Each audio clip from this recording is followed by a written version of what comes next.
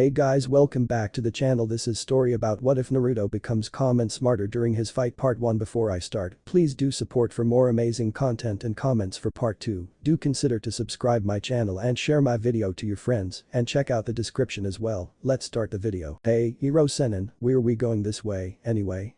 I mean, couldn't we at least have stopped in the town since we're going through Nami no Kuni anyway? Don't you want to see the bridge they named after me? The older of the two men snorted. Kid, if I had a Ryo for every time some 2-bit bridge was named after me, I'd have about 10 koku. Naruto, the younger of the two, narrowed his eyes. Okay, first of all, it's not a 2-bit bridge. It's about 8 kilometers long. Second, name one bridge that I can prove on a map named after you, you old pervert. The white-haired man attempted to smack the blonde on the back of the head, but missed. I thought I told you not to call me that. I'm a super pervert, not just some run-of-the-mill loser. And we're going this way because I want to. I used to know people from Yuzu. Yuzu? I didn't know there was a country named Yuzu. Or is it a town? Again, Jiraiya snorted. It's neither. Not anymore. Yuzushi Agakure, the village hidden in the Maelstrom or Whirlpool Village, was destroyed about 20 years ago. They were widely regarded as some of the most dangerous ninja in the world, and that made them a lot of enemies. During the Third Great Ninja War, several nations gathered together and wiped them out. There were only a few survivors. I know of 3, I think, and one of them has been dead for 15 years. That's my old friend. Who was he? Naruto asked, before thinking that it might be a sensitive subject. Jiraiya, well, very loose-lipped much of the time, at least about inconsequential things, was very touchy about what he considered off-limits. Actually the sage responded wistfully, staring off into the distance over a mountain they were slowly passing. Naruto prompted, now thoroughly intrigued, is this the one you've been pining over for years? Again, the blonde almost got slapped on the head. No, stupid Gaki. She was way too young for me. More like my daughter than anything like that. She was amazing, though, one of the strongest kunoichi I ever knew. On Tsunade's level, if not quite as, maybe stronger, if she really got into it. She was from Yuzu, one of the most influential families. She was brought to Konoha a few years before the attack due to certain events. Maybe 12. I forget exactly how many years, but she was pretty young. Basically raised there. She was very close to one of my students, too. Which one? But Jiraiya didn't answer. Fortunately for Naruto, he knew when the old man was lost in his memories or unwilling to give out that information, no matter how much he begged. Still, this was a lot of new information he'd already given out. He must really have liked the woman whoever she was to spill this much so easily. Hey, Hiro Senin, he said a few minutes down the trail, I see a campfire. Should we investigate? Jiraiya blinked. Campfire? Out here? This trail doesn't seem much use. I don't see why not, let's check it out. Tenten yawned. It had been a very long day. Week, really. At least the mission was over and they were going home. Now, if only there happened to be a nice onsen just down the road, but no. They had to make do with sleeping in filthy, bloody clothes. Dirty, sweaty at least, she rationalized, she didn't have to share a tent with Guy and Lee. Who knew how much those jumpsuits reeked after the weak team Guy had had. Poor Niji, she whispered, poking idly at the fire she was about to start cooking dinner on. As soon as the Hyuga she just mentioned returned with fish, anyway. Speak of the devil here, the stoic Jonin said, handing her a collapsible fishing spear with 6 trout neatly skewered on it. There is a small lake not far to the east, toward the larger mountain. The fish are plentiful. Are the others still training? Tenten nodded at her teammate. Yeah, they are. Thanks for these, how do you want yours? Niji shrugged, I find your cooking acceptable regardless. If you don't mind, I'll start setting up the tents. I'd rather get to sleep before those two come back and smell up the interior. Tenten giggled at the parallel line of thought. I'd offer for you to stay in mine tonight, but I only brought my small one, sorry. Not enough room for 2. He nodded, I understand. Thank you for the sentiment.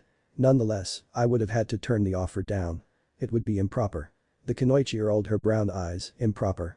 Niji, we've shared tents like 15 times just this last year. Unless something's changed. Are you finally starting to think of me as more than just a teammate? His face immediately turned bright red, much like his younger cousin did when Naruto was too close, and he looked away. She snickered. Well, she certainly found the Hyuga attractive, very, if she were honest, she had long since gotten over her infatuation. He was extremely noble, friendly in a distant sort of way, and all in all a very good catch, but she'd simply had enough of that. It was like Niji, you know I'm never going to ask you out again, right? And I'd say no if you asked me. Well, that didn't come out exactly as she'd wanted it to. At least the necessary information got across. The wide eyes of his clan widened slightly before he looked away and down, still blushing. I'm afraid I don't have any idea what you mean. This time, she actually rolled her eyes. Look, Niji, we both know I had a big crush on you a few years ago. And I think feel free to correct me if I'm wrong that you're starting to feel a bit about that way to me, now. But I'm sorry, I've moved on. I just don't think of you that way anymore. Fighting to maintain some semblance of not blushing, Niji stammered, "Th that W way. You mean, you've moved on? Wait, you've moved on. Who? Who is he?" Before she could respond that he had misunderstood, a loud cry of "Our beautiful flower, Tenten, has found true love. Can it be, Guy-sensei? Has the full power of Youth made itself known to our favorite female teammate? I think it has, Lee." Tenten, their Jonin leader, called out, far too boisterously, as the two green-clad ninja crashed into the camp. "You must tell us who your admirer is, so that we can ascertain his worthiness." The feminine, if very calloused, hand slapped Tenten's face before being dragged slowly downward. "Thanks, Niji, just what I needed then," turning toward the spandex-clad pair, who she referred to, in her head, as the ambiguously gay duo more often than not. "Look, I don't have anyone in particular. I'm over Niji. That's all I meant." The resulting cries that they would make the other Jonin on the team suffer for whatever he'd done, or that, apparently, were meant to console her broken heart were still going on 20 minutes later when a highly amused, if confused, pair of ninja wearing Konoha headbands walked into the camp. "Hey, you guys. Long time no see." Tenten suddenly wanted to burst into tears, well, more than she had already. If she could have chosen anyone in Konoha, anyone that would have heard that last few seconds conversation, it would not have been the one who had. She would have chosen Sakura. Lady Tsunade. Shizune. Hell, she would have chosen Ino, widely considered the biggest gossip in town, over the one boy who could not keep his mouth shut. The one boy who, even though he'd been gone for more than 2 years, just had to show up right then, right when she least wanted anyone to overhear. The one boy who was walking into the clearing, looking taller, more rugged, more manly than he ever had. Wait. No, Tenten was not going to think about that. Not going to think about Uzumaki Naruto, sometime village pariah, sometime village hero, that way. He was just a friend, a distant friend, and she'd like him to stay that way. Even if his open expression and sheer happiness made Niji look like, well, Niji, in comparison. "Oh hi Naruto. It's been a while. What's up?" Across the small fire, Niji's eyes closed in what Tenten thought was a combination of suppressed happiness, frustration, and annoyance. A moment later, when they opened, a small smile graced Hyuga's face. "Naruto, it's good to see you. Come, sit down." Apparently, then, the conversation was over. Well, Tenten could live with that. Hell, she was happy about it. The sooner Niji realized he had no chance with her anymore, the happier she'd be. Even if it still hurt her, she was sticking to her guns. She was a kunoichi, a warrior, not a lovesick teenager. She'd made the right decision. That, if nothing else, she was absolutely sure of. Well, that, and not wanting Naruto to know anything about the previous conversation, of course. "So, Naruto," Tenten asked, forcing a vague smile on, "how have you been? I heard you and Jiraiya-sama have been traveling all over while you train." "We have," said the blonde as he dropped his pack a few feet away with a groan and settled himself next to Niji. As soon as he'd sat, he immediately leaned over and punched the stoic older teen in the shoulder. Fairly hard, if Niji falling off his stone seat was any indication. "Why did you do that, Naruto?" he asked, with a long-suffering sigh. The blonde grinned, "'Cause I haven't seen you in forever. I wanted to see if you got any stronger, duh." Meanwhile, the green-clad duo had fallen completely into repeatedly. Guy-sensei. Comments. Fortunately, over the last 2 years Tenten had learned to essentially ignore this part of the process. And that's what it was, she now knew a process. They would begin with some random thing that sparked off the youth spiel. Perhaps Guy-sensei scolding Lee, or Lee doing something nice for someone, or something of that nature. It could be anything, really. It then proceeded to loud screams about the fires of youth. From there, to pronouncements that no sane man would attempt, challenges that even the hardiest would flinch at. After the bets against themselves, it was never just one. If the two were together, they spurred each other on that way, which frequently ascended to the truly ludicrous. Within minutes, the pair would descend from the heights of volume and manliness to the very depths of hell. Or, as some others called it, the heights of every yaoi fangirl's dreams. Tenten, being relatively sane and not a member of that faction, she liked the guys who liked the girls, thank you very much, being a girl herself, usually did her best to ignore the sparkling sea, the shining sunset, no matter the time of day or night when they appeared. The cries of admiration, faith in the other's abilities, and the endless name repeating were harder to play off, but she did her best. Naruto, it seemed, had recognized the symptoms as well. He and Lee were, she thought, good friends. They trained together weekly before he'd left and probably would again. They had been, and probably still were, rivals for the affections of one Haruno Sakura, but hey, nobody was perfect. Still, the blonde was ignoring Lee and Guy with the best of them. That got him a few points in her book, so he could be forgiven for assaulting her other teammate. Maybe she'd give him a few more if he assaulted the loud ones. You could have just asked me, Naruto. Now I'll have a bruise for a few days. Thanks for that. Naruto had the good grace to look a bit sheepish. He rubbed the back of his head just like he used to, she noted before muttering, yeah, sorry about that, I'm still used to thinking you're a tough guy. I always forget I beat you last time we fought, so I must be stronger. Tenten couldn't stop the smile that grew on her face. Neji, it seemed, couldn't stop a scowl, so Tenten's smile got wider. Oh, yeah, she exclaimed, that fight was awesome. Even I was rooting for you by the end, Naruto. And I had the biggest crush on Neji at the time. Nothing wrong with letting Naruto know I don't anymore, if he's interested, right? Who knows? Maybe it'd work out. If I can steal him from Hinata's clutches, anyway. Or that Raymond girl, Ayaka or whatever her name is. Maybe that'll keep him from gossiping about my lack of a romantic life. Maybe. Thanks, but you should have been rooting for your teammate, right, Neji? He didn't respond except to climb back onto his rock, but Lee and Guy chose that moment to break from their own issues. In a flash of forest green, the two were on either side of Naruto, Lee crowding in between he and Neji, forcing the wide-eyed ninja to move away in disgust at the other's proximity. Naruto-kun. How amazing. Your kindness and support of Neji, even after not seeing him for 2 years, astounds me. You are truly the best of people, Naruto-kun. I joined in, indeed, Lee. Naruto is filled with the power of raging youth. Lee, you shall have to double your efforts. When we arrive home, you will help 50 old ladies cross the street in the first 10 minutes. Hi, Guy-sensei. And if I cannot, I will walk 500 dogs. I will clean out the Inyazuka kennels for free. I will. Hey, Lee, Naruto said, interrupting the bowl-cut teen. He repeated the gesture of a fist to the shoulder, but the other's reflexes allowed him to not only dodge, but counter with a left hook to Naruto's jaw. As the blonde sprawled out on the ground, a booming laugh from behind Tenten filled the clearing. Ha. That's what you get, Gaki. You should know better than to attack one of Guy's students. Oh, I'm so sorry, Naruto-kun. Lee cried, attempting to help him up. Laughing, Naruto reached out for the extended arm, but after he'd grasped Lee's wrist, both legs, one after the other, swept the leg warmer protected ones out from under the older ninja. In moments, the two were sparring excitedly, both laughing, while they kicked up dust, leaves, and twigs from the edge of the campsite all over the cooking fish. Damn it, Lee, Naruto. Go fight away from the food. I'm giving you two the dirtiest ones. Tenten yelled with a glare sent in their direction. He never changes, the white-haired big man said as he slowly sat next to Guy. Well, some of him did while we were gone, but he's still the same brat I left Konoha with. How are you holding up, Guy?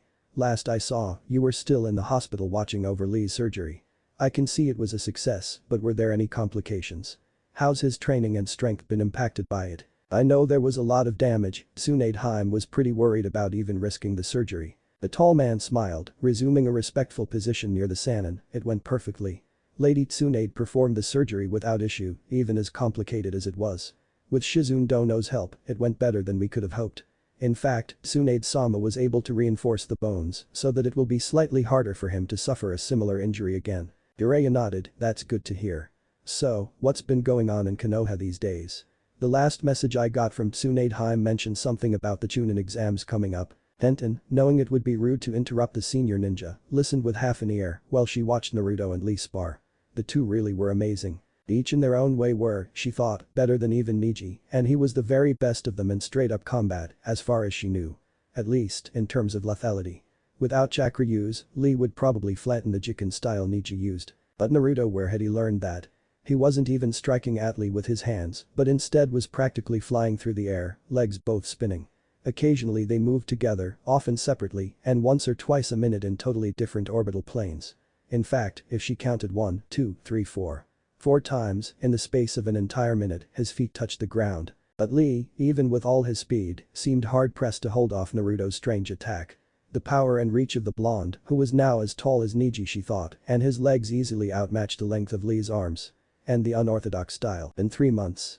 Suna will be sending 3 teams this time, 5 from Kumo, 2 from Mizu, and I believe 3 from Iwa as well. Konoha, unfortunately, only has 2 teams registered this year. The crop from the smaller hidden villages seems to have made up for it, however. Jiraiya nodded, staring at the fire. I need to find 2 more genin. You know any 2 that are ready to graduate but don't have a full team that's ready? Tenten frowned. Perhaps she should pay more attention to the conversation because it seemed rather strange that Jiraiya would need 2 genin. What could they do that he and Naruto couldn't handle? Naruto's right foot jumped off of Lee's outstretched left elbow, spinning him backwards on an axis roughly level with Lee's forehead. The blonde's other foot lashed upward, using the momentum of the spin to fling the heel through an opening in the bushy eyebrowed youth's defense, straight at his chin. With a resounding crack, he flew across the clearing, landing against a tree several feet away. Naruto chuckled, sorry about that, Lee. You'll probably get me next time, now that you've had a chance to see my new style. Shaking his head to clear the sudden cobwebs, Tenten, after seeing his neck bend like it had from the side, wondered how he hadn't broken it. Lee staggered forward, smiling widely. Truly, Naruto, your flames of youth are more powerful than ever. We shall have to train again soon. Any time, bushy brow. Naruto replied, before moving over to the fire again. Seeing that his spot had been taken up by Guy, the blonde instead plopped himself down next to Tenten. Instead of engaging her in conversation, though, he listened to Guy telling his own sensei about the news in Konohagakure, for which she was grateful she wanted to hear it, too. Much of what was being discussed was news to her, since she was not a jonin. Anyway, I don't know how everyone else has done, but Naruto's ready, I think. I'd like him to take the exam again, but we need a team. He's not ready to compete alone, after all, even if Konoha's rules allowed it. I guess if we can't find one he can wait 6 months for the Kumo exams, but who's made Chunin now, anyway? Naruto asked a group at large. It was Neji who answered, surprisingly, with just a touch of smug gloating in his voice, everyone. Everyone but you, that is. Hinata-sama, Inyazuka-san, Aburam-san, Team 10, Sakura-san, and all of our team have been promoted. I myself just reached the rank of Jonin a month ago. Naruto's eyes widened, you're a Jonin. Already? That's awesome, Neji. Congratulations. A moment later, though, his eyes fell. Though he didn't say anything, Tenten immediately knew what the problem was. Don't worry, Naruto, she said soothingly, you'll make it this time. You've had the very best training in the elemental nations for 2 years, right? How could you fail? Just because you haven't been home to take the exams doesn't mean you're weaker than anyone else. You did just beat Lee in a spar, remember? Oh. Haha yeah, I forgot about that. I guess I am pretty amazing, even if I am just a genin still of course, as long as you guys don't order me around too much, it'll be alright. I can go straight from genin to Hokage if I have to, right? Silence fell over the campsite for a few seconds before Jiraiya muttered, moving right along. So aside from the upcoming exams, what's the news from the Hokage's office? How's the political situation? For the next hour, Guy briefed Jiraiya and Naruto on the current goings-on of Konoha, the Hokage's office, and the Ninja Council. It was quite late when the group of them, having assigned watches between them, meaning that, instead of a 2-hour watch, each only had 1.5 hours. Tenten crawled into her tent, grateful to avoid the 3 tents full of snores, and that she had the last watch, meaning she'd get more sleep than anyone else, even if she had to wake up first. Tenten, it is time to wake up. Your watch began 5 minutes ago. Bleary-eyed, the brunette rose to her elbows, looking upward at Lee's bright face. It's too early for you to be so happy, she groaned. Fine, give me 3 minutes to wake up. I won't go back to sleep. You may as well crawl back to bed, though. Actually, you know what, use mine. It's warm, just don't get it dirty or fart in it. That is all right, Tenten. I appreciate the offer, he whispered, but I am quite dirty. I will simply use my own.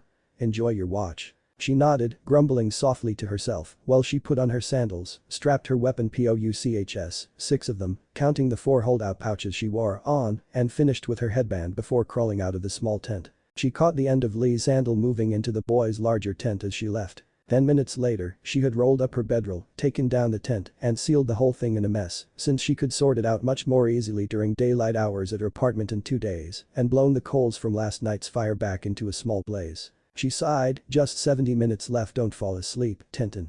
It's not that long, just an hour and a half. But it was no use, and she knew it. Last watch was usually her favorite, but they'd all stayed up late talking, so she'd only gotten about 6 hours sleep total, after a long and grueling mission. Have to wake up and I stink.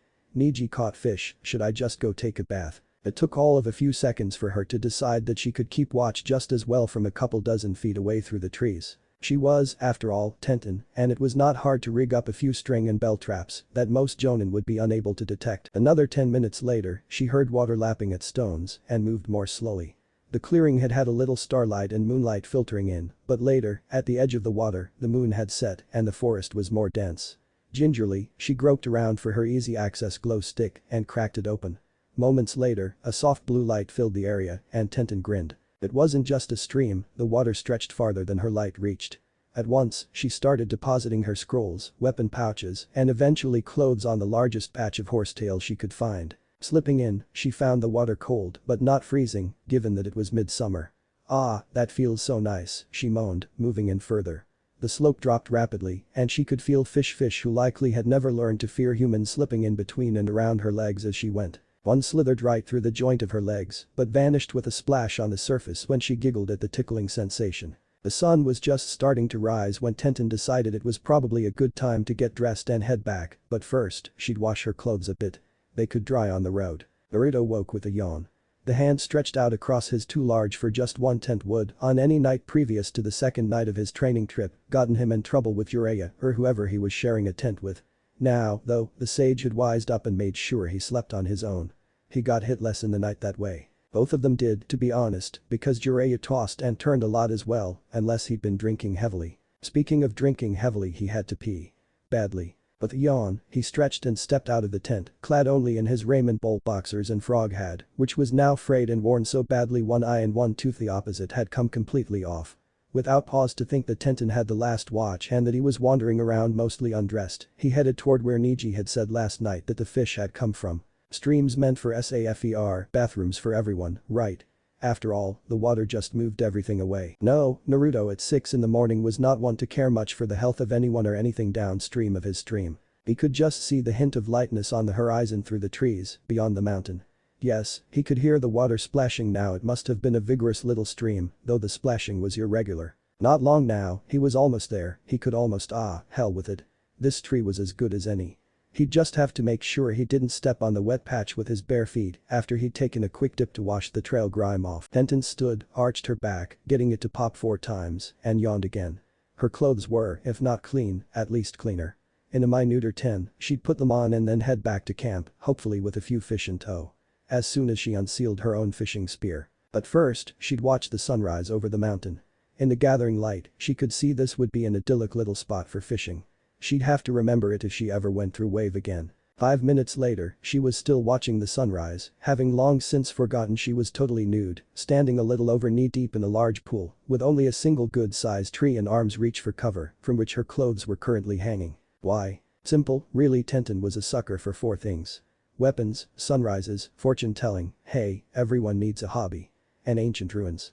The fact that the sun was currently rising over the most amazing ancient ruins she'd ever seen was just the icing on the cake. Wow, she breathed, the first word, the only word that had entered her brain, since the ruins were revealed in all their glory. Perhaps 20 meters away, a small island in the middle of the lake, not pool, held 2 gigantic wooden orange in the sunrise structures that must once have been the bracings of a colossal tower. Another 20 or so meters beyond, a spire of similar make rose into the sky. It was not complete, that much was obvious, but the pilings, or whatever they were, rose more than 60 meters into the sky. It was square, at least on the ground, but leaned slightly to the left, as if it had been nearly pushed over in a titanic battle. To the left, another few pieces, each wider than she was tall, she was sure, lay half out of the water where they'd landed after being knocked off the nearer structure. The more flimsy walls, roof, and likely framing braces had rotted away, leaving only the strongest parts of the superstructure intact with the passage of years. She was still admiring it, in fact, when one tall, blond young man came up behind her. "Oh, hi Tenten. I just came for a bath. You don't mind if you also came for a bath? I'll just be going now." It took a moment for the situation to sink in, distracted as she was. Even so, she was a member of Team Guy. Naruto made it precisely 6 steps before her grand fireball caught him. Unfortunately, it also caught her clothes and her scrolls containing her tent, her backup clothes, and oh crap. And Naruto too. "I'm sorry, I didn't mean to plus it on Kalmiro-san and help me please you come I'm doing toody." She caught up to the ninja who had a singed back and was nearly as naked as she was, though otherwise none the worse for wear, just at the edge of the clearing. Her tackle drove him to the ground face first, with her on top. Both fists curled into his hair, yanked upwards, and brutally slammed his face into the ground. Before she could do so again, however, a clapping sound echoed throughout the clearing. "Nice job, Naruto," Jiraiya said, beaming at his student. "Not only is she a total babe, but she's rough in the sack, too. You did well, my apprentice, I'm so proud." This strange tableau is what Neji, Lee, and Guy all stuck their heads from the shared tent to see. A moment later, Neji was cursing himself for not scooping up Tenten when he had the chance. I was back in the tent, scrubbing at his eyes, whispering to himself that she was his cute student, not his stunning student. Lee, being Lee, had blushed furiously and slammed his eyes shut before shouting to the heavens, "I am so sorry Tenten. I have closed my eyes." If you would put some clothes on, I will be happy to accept any punishment you want for seeing you in all your youthful glow." The last part was cut off by Tenten, who had thrown one of the charred fish heads from last night straight into his open mouth. While Lee choked inside the tent, the brunette turned her attention back to the white-haired old man, who was still allowing his eyes to rove all over her naked body. "Oh Kami, Jiraiya-sama," she said calmly, slowly standing up from Naruto's. "Oh no, she'd been sitting on Naruto's ass without so much as her own underwear on, at least he'd had his. If I find that so much as a hint of this morning's events, make it into a page of your trash EVER. I'm sure that Lady Tsunade would be most appreciative of your punishment at my hands. Do I make myself clear?" Naruto watched as, displaying wisdom he would never have guessed the old pervert possessed, Jiraiya assured the furious young woman that he would never write so much as a word of it to anyone. Ever. Of course, the way the beady little eyes tracked her swaying buttocks as she walked away toward the lake again gave lie to that, but Naruto, having just had a nose broken for nothing worse than stumbling across a naked Kunoichi in the woods, was feeling rather unsympathetic. Maybe after he'd straightened it and it healed, he would feel a little worse. Maybe. "Heh," Jiraiya said in a low voice after she'd moved out of earshot, "that girl has a nice ass. If I was 30 years younger I really am proud of ya, kiddo. She's a good catch." Naruto scowled, "That bith. Fee brought by dose." Jiraiya didn't seem to notice. A moment later, his notebook was in Naruto's hands, pencil included. "Write down every word. I'll pay you triple. That scene was gold. Quadruple if you can get the details from before you got here. I heard the fireball before you started running this way, it must have been good." Grumbling, Naruto acquiesced. After all, quadruple was, at his current going rate with the old pervert, about 60,000 ryo per book he helped write. And since he'd now helped with 2, what was 1 more? What Tenten didn't know wouldn't hurt her. He'd just change a few details, and no one would be the wiser. Right. Besides, she owed him one for his nose. Idly, he reached up one hand and cracked it into place once it had stopped bleeding. Of course, that started it up again, but he was careful to keep the crimson stream off the pages. Because Jiraiya was right, as crazy as it was, that scene was undoubtedly hot. He could feel everything. He had seen everything. And Tenten. Yeah, she had an amazing ass. He'd been able to look for about a minute before his stupid mouth had, without permission from his conscious mind, opened its stupid self up with that lame excuse of an announcement and gotten him in trouble. After all, it wasn't his fault she'd been standing there in the nude. He had just taken the opportunity that had come. It was perfectly justified. Right 30 seconds after he'd handed the notebook back, congratulated Jiraiya as to his workaround for not writing a word of it and ducked back into his tent to get dressed and hopefully wiped a streak of blood from his chest before doing so. Naruto heard a scream. "My clothes." He snickered. "You did it, not me, Tenten. Sorry." At breakfast, which was nearly an hour late, no one dared to speak a word to the lone Kunoichi at the campfire. No one, save Naruto, dared even look in her direction. Because she had had no clothing survived the fireball. Naruto. She wouldn't ask for his if her life depended on it, not right then. Jiraiya. No. Just no. Neji, curse him, had only brought 2 pairs and one was soaked in blood from their earlier battles. And Lee, her guy, but she'd had no choice. So she was wearing a thankfully freshly laundered and clean green jumpsuit. She'd foregone, at least, the orange ankle warmers. But she was still wearing that green spandex travesty. And she hated it. Hated Naruto for making her wear it. Hated herself for the fireball. No, she was not having a good day. Neither was Neji, because he was still getting a rather good view of what he's lost his chance at. I and Lee, though, seemed to think this was what they'd been waiting for. There was no doubt in their minds that, now that she'd finally put one of the training suits on, Tenten would join them as the ambassadors of youth to the world. Jiraiya, being most familiar with the region, had, as senior Jonin present, tasked the group with a side mission. They would explore the ruins, see what was what, before returning home. After all, neither team was in any particular hurry. They had a day or 2 to kill before they had to hurry home. And yes, despite the fact that he was 3 times, truthfully, more her age, he was eyeing Tenten's figure quite a lot himself. Naruto, though, was alternating between heaven and hell. Hell because he was out of ramen, his supply had mysteriously disappeared while Tenten was throwing on the spandex, and Tenten had, rather unnecessarily he thought, dropped his food in the dirt. Then stomped on it, ground it in with her heel, and spat on it for good measure. After that, she'd said, unconvincingly, "Oops. Sorry Naruto." Bent down and handed over the now ruined fish. Of course, that just meant he was hungry. Even he wouldn't eat that. He was really hungry, though, so hell it was. It was probably a good idea he'd turned and run before Tenten had faced him at the pool. Naruto was fairly certain that, had the brunette noticed the bulge in his trousers her shapely rear had caused, he'd have received far worse a punishment than a weak fireball and ruined breakfast. But it had been worth it. Definitely. Of course, he was also watching Tenten stalk ahead of him in green form-fitting spandex. And that was a treat, no matter how he looked at it, because, well, not to put too fine a point on it or beat a dead horse, but she really did have a rather well-shaped posterior. Over-the-top kunoichi training will do that, he supposed. There were also occasional spikes of increased, though still simultaneous, heaven and hell. Because every once in a while, Tenten would turn and glare at him with a look of utter loathing. That wasn't fun, because she was a fierce lady and scarier than anyone he knew aside from Sakura. But there was also the profile view those looks presented of Tenten in green form-fitting spandex, and that was always nice, too. How had he never noticed?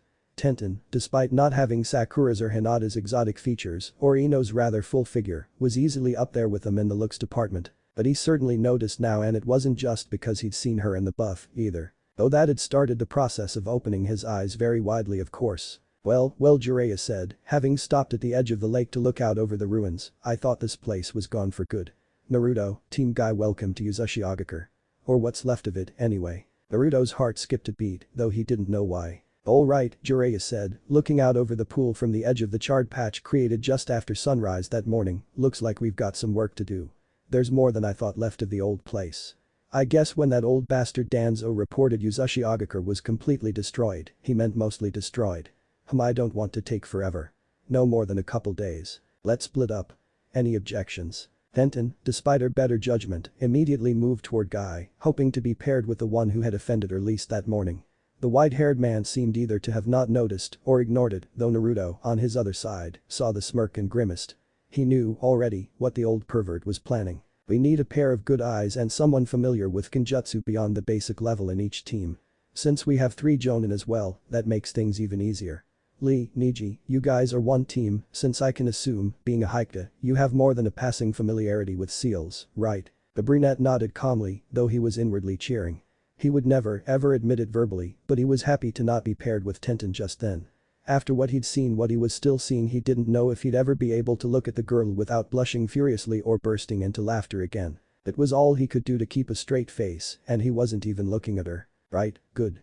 I know Naruto's got a good grounding in seals now, but he's slower on the uptake than anyone I've ever met, so he'll, hey. Jiraiya, of course, ignored the outraged shout as if the blonde had said nothing, have to go with the remaining member of Team Guy, with the best eyes and analytical skills, so I can go with the other. Who would that be, Guy? Tenten's heart fell. Damn it all, if only Guy wasn't such a good sensei. He knew damn. How come she had to be so good at spotting details? It just wasn't fair. That would be my favorite kunoichi, Jiraiya-sama. Tenten may not be a Hyuga, but she doesn't miss a beat. And she's very skilled with seals, as well. In fact, she's probably better than me. Jiraiya, displaying either a level of prescience Tenten was in no mood to credit him with, or a knowledge of Guy-sensei's quirks deeper than she'd have suspected, but which she felt he completely deserved to have suffered enough to earn, slapped a hand over the other man's mouth, preventing him from expounding further on the kunoichi skills, and continued on. So that'll be Naruto and Tenten as the second team, and me and Guy as the third. We'll take the north, Niji and Lee take the southwest, and Naruto and Tenten the southeast third. Use the taller spire over there as the center. If anything happens, send up a flare and come straight back to the campsite if at all possible. That's anything bad or good.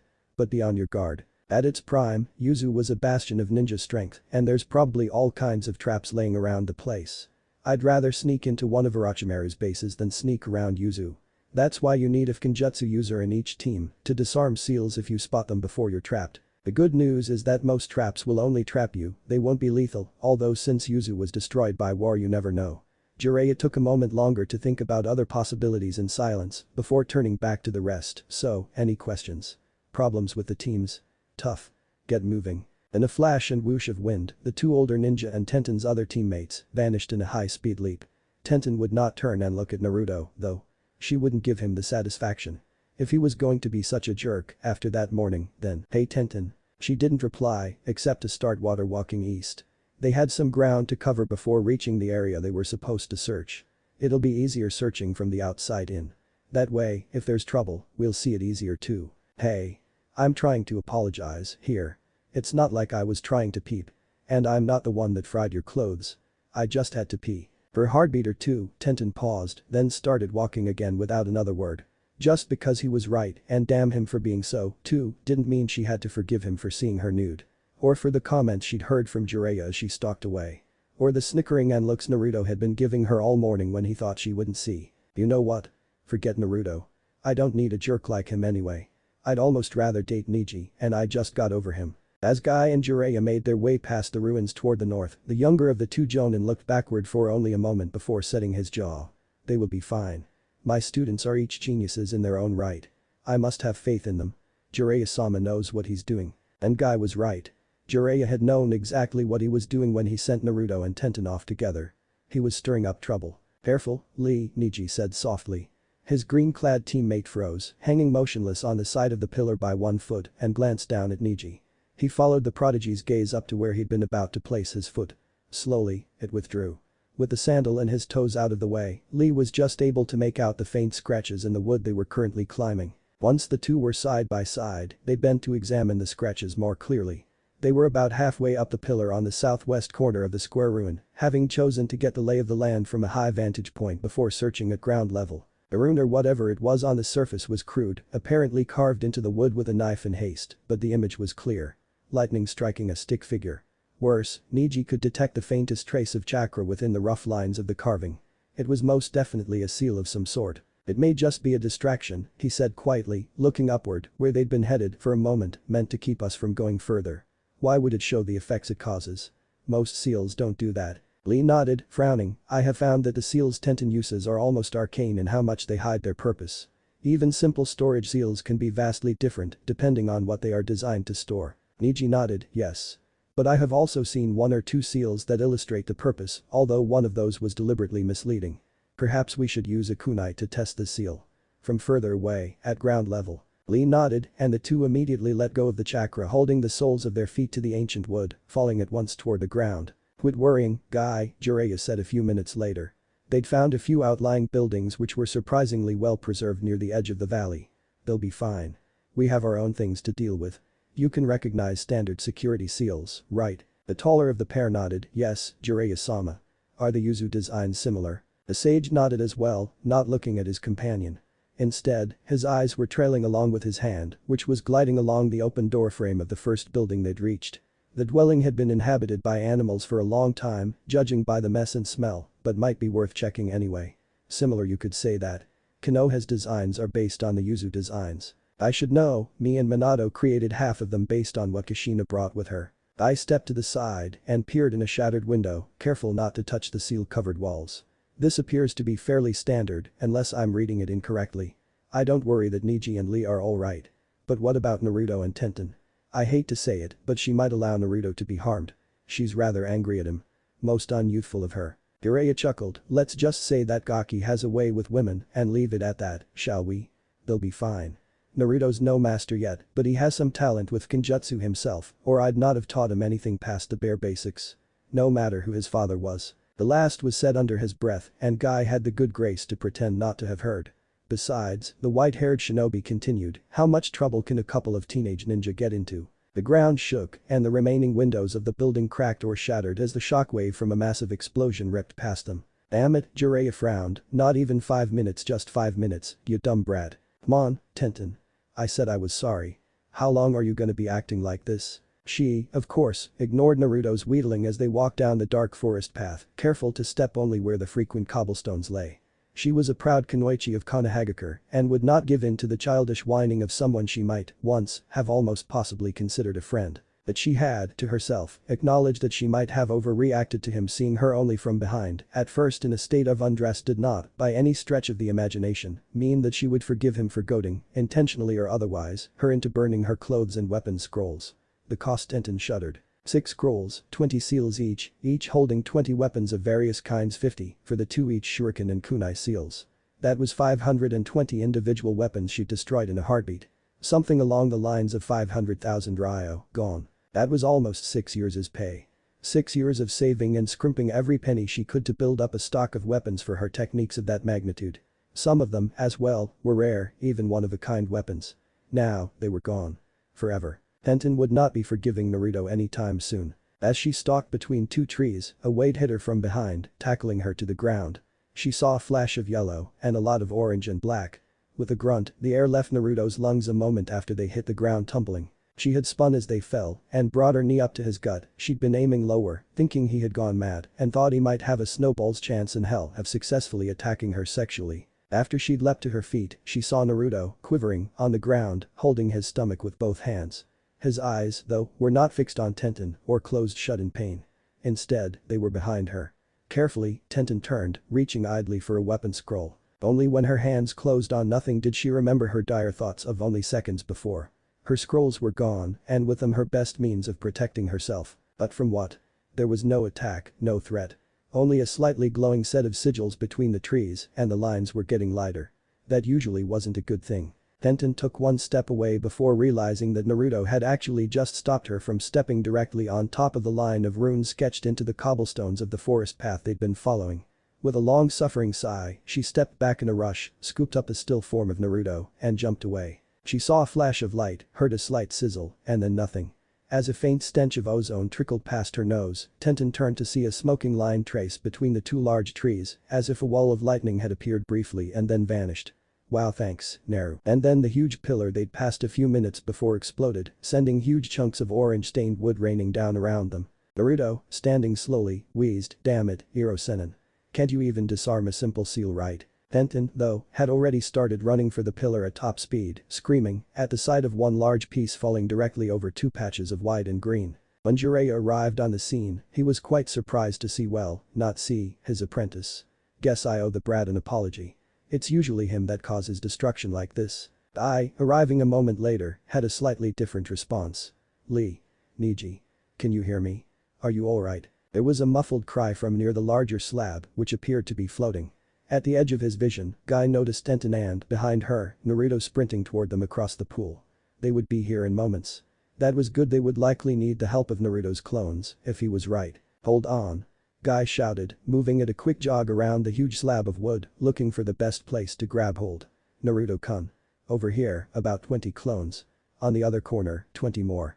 I shall take the far side." The blonde, displaying what many who knew him would consider a surprisingly quick grasp of the situation, created the clones while still running for them. The two groups peeled off to their left at once, while he moved toward Jiraiya's side, where the sage was already bending down to grasp a huge slab of old wood. As Naruto closed in, he was quite worried to see Niji crumpled on the ground at Lee's feet, the green-clad ninja, blazing with chakra, supporting the majority of the beam on his shoulders. "Crap," he muttered, sliding in beside his sensei. "Lee's opened a gate or two. He'll be down for hours at least. No exploring today." I arrived at the opposite corner with Tenten, and, with a mighty heave, the 4 ninja and 40 clones began to strain upward. Slowly, back straining along with chakra coils, the 20-meter slab of wood began to rise. Past the rushing in Tenten's ears the strain was causing, she could just make out Lee's growl of "Fourth gate of P-Pain open." A drastic increase in Lee's strength, something Tenten had witnessed on more than one occasion with the opening of the fourth gate, did not allow them to throw the weight off completely, but it did take a great deal of strain off the others. At her side, she heard their sensei mutter to himself about foolish students who thought they had to put themselves at risk for every little thing, then say, "Fourth gate of pain open." With a mighty roar, the near end of the ruined pillar sprung upward to Guy's full arms raised extension, lifting it completely out of the reach of Naruto and Tenten, with Jiraiya only able to touch it by the tips of his fingers. Taking a moment to get a new grasp of the situation, Tenten saw that despite having the first 4 gates open, Guy was struggling against the weight of half the slab himself. His knees were shaking, but she would have time. Without a moment's hesitation, the kunoichi threw herself down into the pool where Niji lay, half submerged, but thankfully face up. "Niji," she cried, quickly checking for neck or spinal injuries before pulling him free with one arm under each shoulder. "Lee, we're clear. Get out of there." With a burst of chakra and spray of water, her energetic teammate appeared at her side, still flushed with the huge increase of blood flow and chakra from the 3rd gate he had opened earlier. "All clear, Guy-sensei. You may put it down now," he cried at the top of his lungs. Tenten, and further back Naruto, winced. Niji, she noted, did not react at all, even to scowl. That was not a good sign. "Lee, calm down. Close the gates. We aren't under attack and we're out from under that thing, so it isn't necessary to hurt yourself anymore." It took a few seconds, while Jiraiya, Guy, and Naruto hurried over to them, for Lee, so force his breathing, heartbeat, and chakra circulation down to normal levels again. Meanwhile, she was continuing to check Niji for injuries. She had found only one, but it was a little worrisome. As the 2 older ninja approached, she looked up at Guy. "He's got a head injury, but I couldn't see anything beyond minor abrasions. I'd say something hit him on the way down. Maybe the big chunk, maybe something smaller, but it's knocked him cold. Probably a concussion, but if it's anything worse, we need to get him to a medic right away." I, though, only turned to the older shinobi. "Jiraiya-sama. It's your call, this is your mission. The Toad Sage thought for a moment, glancing once to the northwest over the mountains toward Konoha, then to the ruins, and back to Niji, before answering. We'll stay for a few hours. If he wakes up we'll just rest for the day. If he doesn't wake or starts getting worse, we'll head for Konoha as fast as we can, should only take a few hours at that rate. Naruto, beside him, nodded gravely. Yeah, that'll work. Tenten, though, was not just confused, she was dumbfounded. A few hours. We're 2 or so days away at Guy and Lee's top speed. How can you get there that fast? The white-haired man smirked, come on, let's get him back to camp. Naruto, get your clones moving on a stretcher already. I'm assuming you guys lost your medical gear with Tenten's scrolls. The Kunoichi frowned at the lack of an answer, but Lee didn't seem to care, and Guy took Naruto and Jiraiya's apparent total belief in the impossible task they'd talked about. There were more important things to worry about though. Like the fact that the crowd of orange and blonde that had gathered around them vanishing in several different directions, filling the once quiet lake with cries of Yosh. And hurry, we gotta save Niji's ass. Half an hour later, the group of 10 surviving clones had carefully, under Tenten's watchful eye, returned Niji to the campsite and laid him underneath a now unfurled large tent which had been propped up on its poles rather than set up properly. She wanted easy access, and crawling into and out of a tent was just not that easy when you were trying to hurry. Okay, she growled after everyone had settled in for the few hours wait. First, how the hell are you getting to Konoha so fast with Niji? I know I can't run that fast. Jiraiya finally replied with an I know more than you do smirk adorning his face, simple, we aren't walking. The ones going to Konoha will be hitching a ride with a couple toads. They can cover ground even faster than Guy if they hurry a lot faster. Naruto groaned, but she ignored him, even though Naruto had saved her life and helped save Niji's, one after the other, not 2 hours earlier, she still was far too angry to forgive him for the disastrous start to her morning. But they're toads. Like hoppy, amphibious things. How can they be that fast? Jiraiya, though, only waved her question off. A better question would be how one can be so big as to carry people. But that's easy, surely you've seen Gaikun summons. Well, toads, like the turtles, have more than one creature summonable. Those with large chakra reserves and a great deal of power, such as yours truly and me. Naruto interrupted. The Sannin ignored him, though, just as he ignored Tenten's idle swat in his direction, can summon massive creatures. The one I'm thinking of is a moderately large one, she's only about 3.5 meters long now, but is quite strong enough and fast enough to carry Guy to Konoha in hours.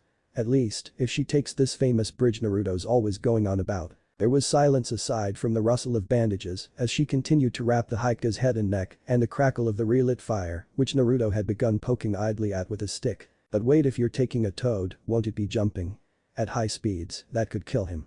Even at low ones, and even if it's a minor concussion. The sage scowled at her, duh. I may not be Tsunade, but I do have good first aid training, you know. How could I not, with her cramming details into me at all hours of the night when she needed a study partner? Niji won't be going by toad. Again, silence fell over the clearing. So you're bringing a medic back here, then? But Jiraiya shook his head, further confusing her. You obviously know of summons. But did you know a summoning contract goes both ways? At least, the toads does. They can summon us, just as we can summon them, if the need is great enough. Guy's going to be taking a seal with him, which will be linked to a seal I'll put on Niji. When he gets to the hospital, he can put the seal on the ground and summon him right there. Poof, and done. Instant medical treatment more or less. But anyway, this is all academic.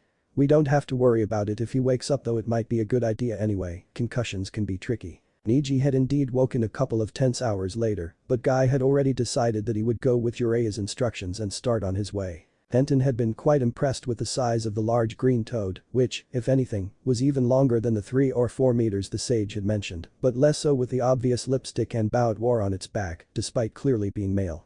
In addition, Naruto had inexplicably hidden at the pool from the moment Jiraiya had mentioned that he'd be starting the summons until Guy had been loaded, or more accurately, placed on the, apparently male, no matter how it dressed and acted, toad's back, holding himself on with chakra and disappeared with an accompanying rush of wind to the northwest. Hours later, Tenten would belatedly realize that Guy had already opened 4 of the celestial gates and likely would be in no shape to hold on to a speeding super toad via chakra. Of course, when the wind-swept and slimy spandex-clad Jonin was deposited on the floor of the Konoha Central Hospital's lobby by the 2-meter pink tongue of the green toad, he refused to answer any questions as to why he had been riding in said toad's mouth. It would simply be too unhip, he muttered, if anyone heard how he'd been forced to travel once he'd ran out of chakra and fallen from the toad's back halfway there. Mentioning what the toad had repeatedly tried to do to him, perhaps mistaking him for a green-skinned mate, had been even worse and would never be mentioned to anyone. The few nurses who heard it vowed, however, to never let that rumor die. Only as the sun set, though, did the full horror of the situation she'd been forced into set upon her.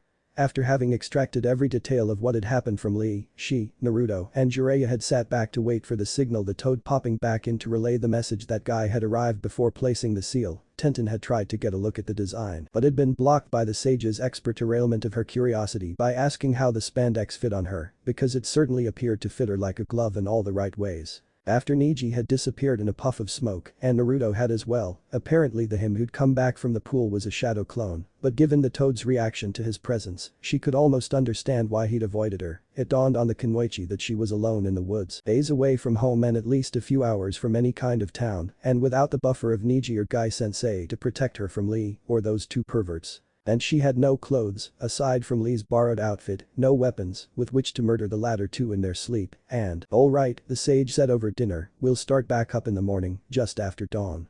Lee, you're with me. We'll take the north. Tenten and Naruto will get the south. Don't blow anything up on purpose again. Just avoid seals and traps unless you really know what they do. While she couldn't fault the advice, the fact that once again he'd paired her with enemy number 1 on her shit list again. Oh, and the fact that they still weren't going home after their long, bloody mission and instead had been sent on an apparent suicide run, didn't help. And did she mention the tense situation? Jiraiya had flat out refused to share with Naruto. Naruto had insisted he'd paid his price in losing out on breakfast and saving her life, so would be taking his tent back, thank you very much. Lee, well, he was quite true, but Guy had taken his tent, so he would be bunking with Jiraiya. And even though he was a responsible adult, she had no desire to put herself within 20 meters of the pervert's roving hands while he was asleep. I'll stay up, she said, I'm not tired. Don't worry about watches, I've got it. She overrode any objections, claiming that she was too keyed up from the events of the day. Reluctantly, the three men climbed into their tents and left the Kunoichi in peace. Sort of. Jiraiya, she thought, had started snoring almost immediately. But in the smaller tent, she heard the rustles of someone tossing and turning well into the night, and frankly, it was annoying. But then, she mused, she would have found it annoying to find out Naruto was still breathing, so she was kind of glad he was having a bad night. That made two of them and he deserved it more. Stupid peeping perverts. It was a little past midnight that Tenten had a brainwave about the tense situation. No way was she sharing with Naruto. No way was she sharing with Jiraiya. Lee could, when properly sedated, be alright in a small tent. But the bowl-cut shinobi was in the larger of the two remaining tents with the Sannin, which left Jiraiya's normal tent, the one he had said was his own, anyway, free for Naruto to sleep in. Since she'd agreed already to stay up all night, she hadn't even questioned it. Now, though, she was getting sleepy and Naruto was owed some payback. But how to do it? How to prank the prank master? Because even if the behavior had mostly stopped in recent years, Tenten well remembered who had eluded Anbu for hours after painting the largest monument in the village in garish kabuki style. I can't just knock him out, he'd feel any attack. I have to be indirect. Neji always carries some ninja wire and trap making supplies. That should help. I'm glad Guy-sensei thought to leave the gear here. Neji's stuff may not be a portable armory, but at least he has kunai, shurikens, tags and wire. And maybe he did have the bout of nightmares after the last mission. At the very bottom of the supply pouch normally worn by her stoic teammate, Tenten found a small wax paper parcel with instructions clearly written in Sakura's handwriting in black. 2 tablespoons per night, no more than 3 days in a row with a week between. Pretty potent stuff, it sounds like. This should do nicely. It will definitely knock him out for an hour or so if I just do a few leaves. With an almost sadistic grin, the Kunoichi stole over to the small tent and listened for a few moments. Aside from the distant pool and night forest sounds, she could just make out deep breathing and occasional mumbles of miso trout, miso pork, miso. Deciding he was well and truly out of it if he was dreaming about his favorite food, she slid open the unzipped flap and poked her head in quietly. The blonde was sprawled out his back on top of the bedroll, with a line of drool running down his cheek. With his headband off, the golden hair was more wild than ever, but there wasn't enough light in the tent to admire it. Haha, here you go, Naruto, she whispered, holding the few leaves she'd chosen from the packet over his open mouth. Here's some of your favorite Ichiraku ramen, miso flavor. Eat up. As she dropped them in, he obligingly closed his mouth, chewed, and swallowed with a sudden smile on his face.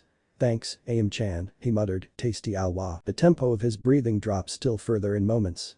Perfect. Without hesitating, Tenten immediately set to work on her grand scheme. When the Kunoichi woke the next morning, it was to the sound of stifled laughter, terrified groans, and the snuffling of a large creature.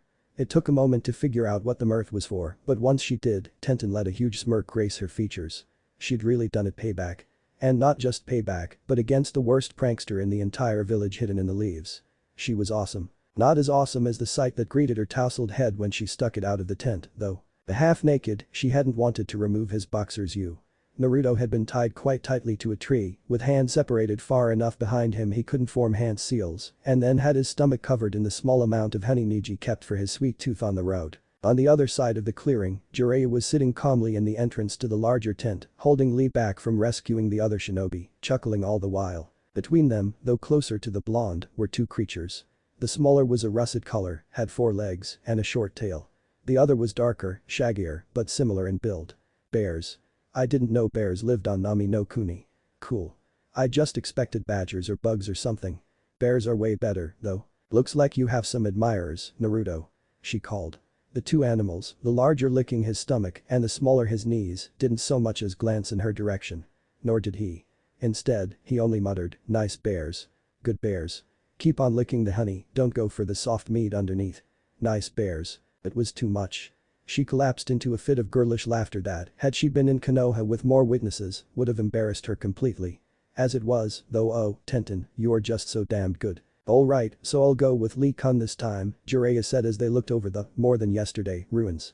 And I guess we'll take the north again, there were a few dwellings partially intact that we had just started to explore when we were interrupted yesterday.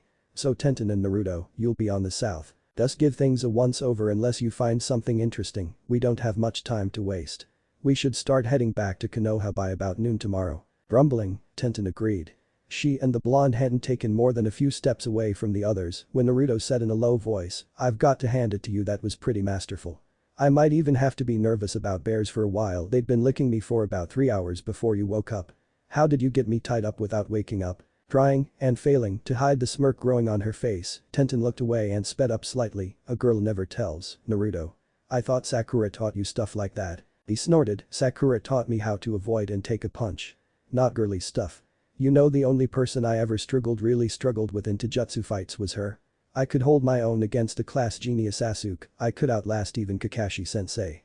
But Sakura.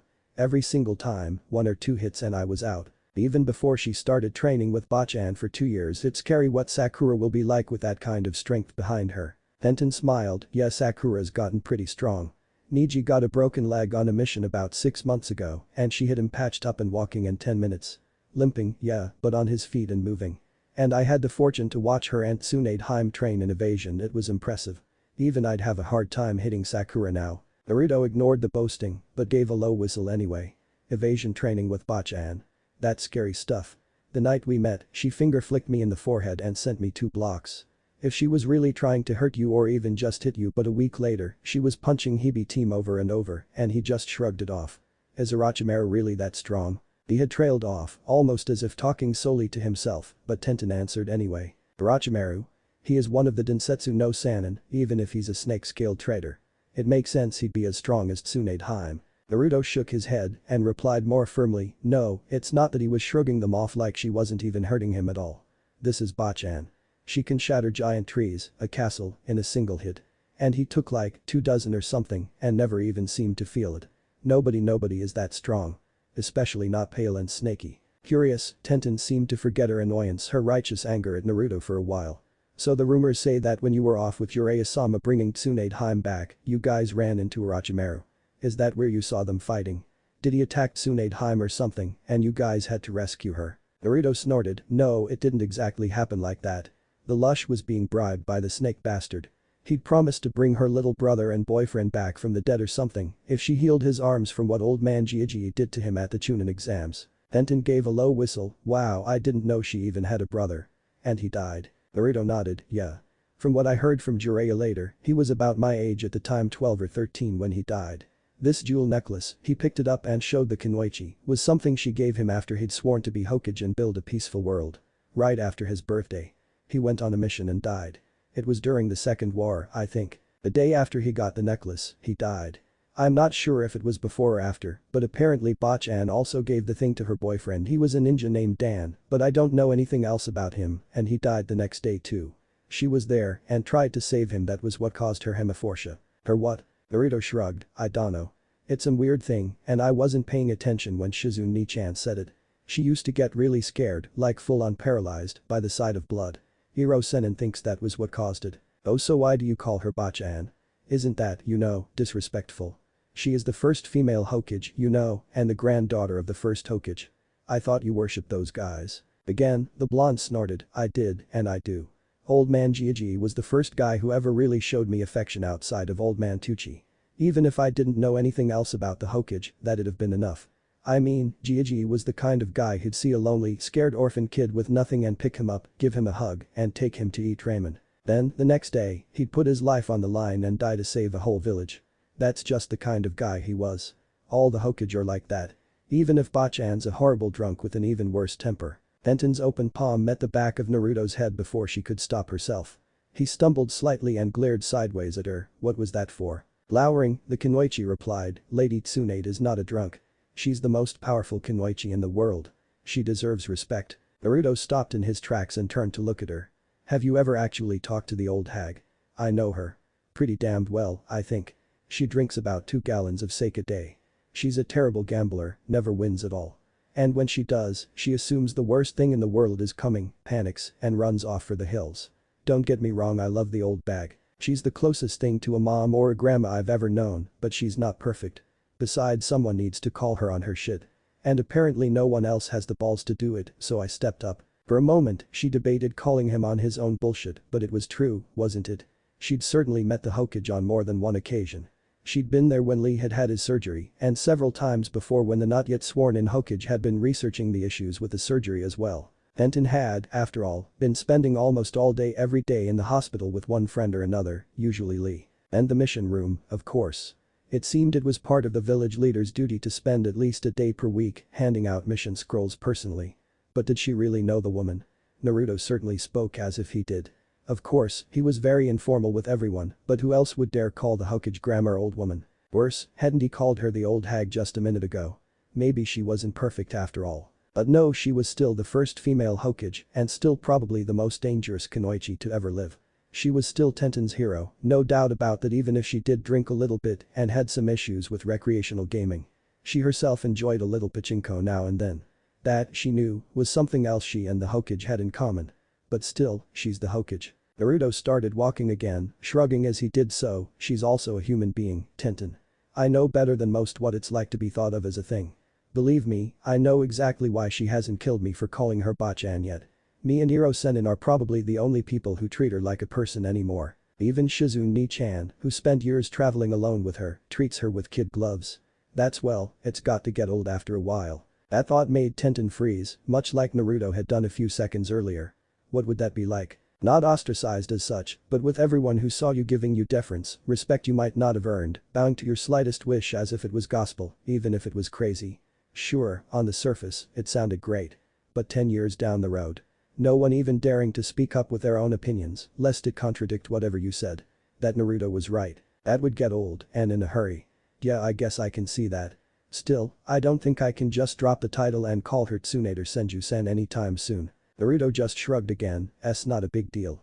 She's sane enough, I guess, and if it was you, she'd probably punch you from one end of Konoha to the other if you called her grandma. Tenten chuckled.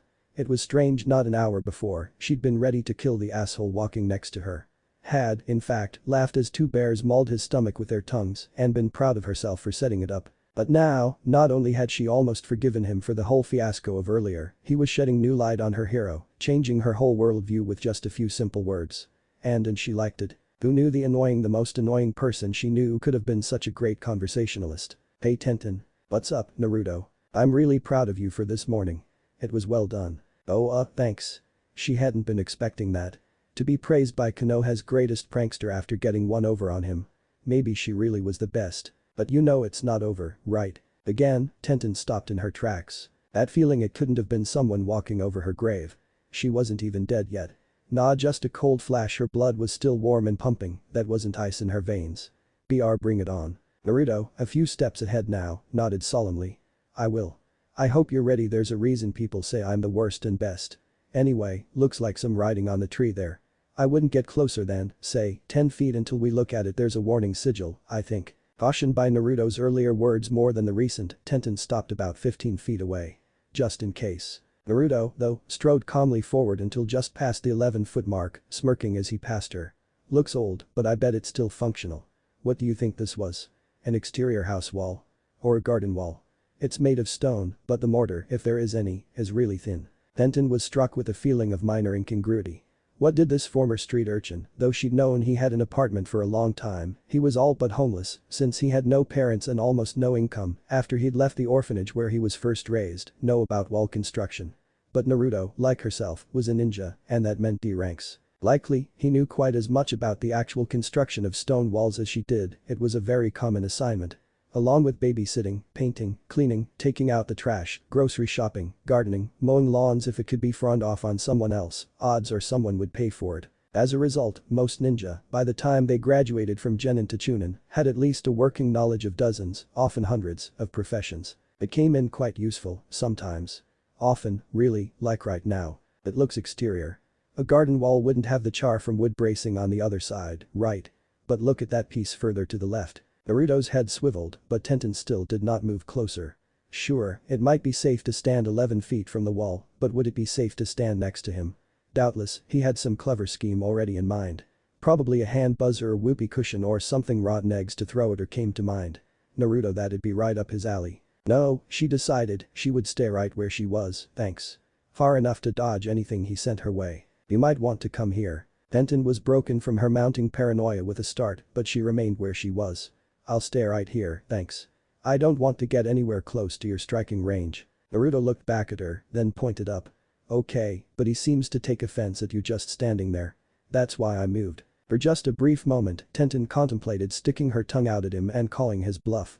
But the flutter next to her right ear made the brunette jump, then flee toward the blonde as fast as she could. Standing on his other side, she finally felt safe enough to turn around and look. It wasn't much, just a spider a few inches across. Probably, they'd stepped through its warning threads as they arrived in the area and it had thought they were prey. Still, Naruto, you jerk. You could have told me before it got close enough to bite me. The blonde snorted and missed the fun. Besides, you might prefer the spider. What? Why? She asked. He pointed behind her again, then reached out a hand to grab her arm, yanking her towards himself. Quicker than she could process, he'd covered her body with his own, arms curled around her, a half heartbeat before the blast went off. But it was strangely muted. In fact, the blast hadn't even been a roar, more of a whimper or hiss. A hiss that was continuing. Worried, she looked up, dreading the sight of a burning explosive tag. But no, what Tenten saw was far stranger. 3 Naruto's obviously shadow clones were holding a ball of incandescent white-blue light between them. Each was covered in sweat and they were holding their hands together as if to compress the ball together from all sides. The Naruto holding her puffed out. Tenten, the closest of the remaining trio, grunted, get back about 10 meters. If you have a signal flare, call Iro Sennin, this is hard to hold. Hurry. For a moment, she simply stared. She'd seen Sasuke's Chidori in action and this looked in some ways similar. But it was not a blaze of lightning chakra, it was a sphere full of energy so bright it was painful to look at. And it was not crackling, but spinning at a velocity she couldn't hope to track. Tenten. Move. She jumped again, this time backward. She flew past the large spider without noticing until she was long past it and kept going. Only when she stopped 10 meters away did Tenten realize that Naruto was still quite in the danger zone. In fact, she could already see the sphere becoming unstable. The clones continued to concentrate, one moved a hand slightly to compensate, but they were obviously running out of time. She flipped Niji's supply pouch open and began digging. As she'd sorted it into her own configuration, Tenten had seen one signal flare. It would be hard to notice in broad daylight, but the crack might alert the Sannin to their location, or at least that a flare had been launched. She aimed upward toward a gap in the forest canopy and pulled the string of the little launcher. The bolt flew from it faster than any shuriken she could throw and then exploded into a bright blue firework in the shape of a yin-yang, the basis for the Hyuga clan signet. Done. I sent up Niji's flare. What can I do? You can't just stay there. But Naruto shook his head and called back, just stay out of range. I saw a few more seals light up when this one was charging, so don't get any closer.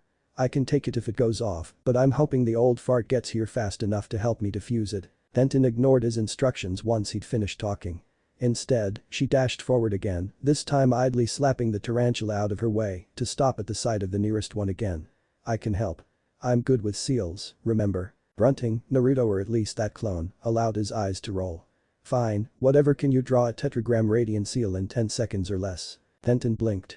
Oh, what's a radiant seal? Exactly, he grunted. Fine, whatever, just channel chakra upward. Put your hands right below it, gather all the chakra you have in your hands and aim it upward on my mark. Like tree walking, but as hard as you possibly can. Okay. She nodded and assumed the position he designated. Alright, I'm starting to lose control on 3 2 1. Tenten's chakra burst upward and nothing happened. The ball of light continued to spin in Naruto and his clone's hands. But it was not shaking as it had been. The sphere was perfectly round again and glowing almost like a light bulb, soft and steady. Still spinning, but Naruto, all three of them grinned. Yeah, Tenten. This was a prank, wasn't it? One of them shrugged, not just one, I think there were three. Right, boss. One. Naruto shook his head. Tenten had been mistaken, it was the one on her immediate right, not the one she'd originally been closer to, that had answered. When her foot hit that one shin as hard as she dared with Niji's soft sandals, the other two clones and the ball of light vanished. The remaining Naruto hopped around on one foot for several seconds, complaining about how he hadn't hurt Tenten with his pranks and how unfair it was that he'd been kicked. Tenten, though, only huffed in annoyance. So, radiant seals aren't real, huh? I thought it sounded fishy. I bet these. But, suddenly motionless and no longer hopping, Naruto had grabbed her hand a moment before she touched one of the newly glowing seals. Don't touch it. That is a radiant seal. Think like a flashbang tag, but 100 times stronger. They can blow out eardrums at 100 paces, blind people permanently. You don't want it going off with us right here. For a long moment, Tenten debated trusting him on this. It could be another prank, but better safe and look foolish than sorry and be blind or deaf forever. Right. A few minutes later, Jiraiya and Lee came crashing through the undergrowth toward them. As soon as they saw Naruto, the blonde raised his hands. Hey, old man, come check these seals out. Tenten missed the wink he sent in the other's direction. Lee caught it but had no idea what it meant and so said nothing. High-level radiant seal, right. I just got done telling Tenten they were about 100 times stronger than a flashbang, but this might be even worse. I didn't want to disarm them until you had a chance to jot it down. Might be useful to have. Jiraiya grunted. Looks like you might be right, kid. A seal like this would go for about 600 ryo apiece. Lots more than a standard flashbang. And they aren't all that complicated, but probably beyond any journeyman level artist. You and me should be able to copy them down all right. Naruto grinned. He knew Tenten was not exactly the most mercenary of the rookie 12, but she had, by far, the largest budget, so she cared about money even more than he did, and he grew up practically broke. Those weapons were expensive, and she had an armory to replace, and had just been told she wouldn't have that source of extra income. Nice, so, you want to expand them, or should I? Probably ought to let Lee and Tenten explore a bit once we break the guard line. I doubt there'd be any more wards past here, it looks like it used to be residential. Glancing around at the remains of old overgrown roads, almost clear lines between trees that curved and twisted irregularly, wall fragments no higher than his waist. Yeah, sounds good. I'll do it, save a bit of time. An hour later, Tenten was no longer fuming about the loss of potential income that came from not being allowed to try and produce those radiant seals. She and Lee had, through a bit of trial and error but mostly analytical thinking, identified what must once have been a hidden bunker for one of the wealthier families. They hadn't been able to open it. The seals were far more than the standard she kept on her own home, which she could break on another home in about 5 minutes, regardless of what that old Kuchiraya and the jerk Naruto thought of her skills in Fuinjutsu. But Tenten had been able to tell that the seals had been opened just once, more than a decade ago, and not been opened since. Perhaps there was a family in there, somehow, or at least, supplies.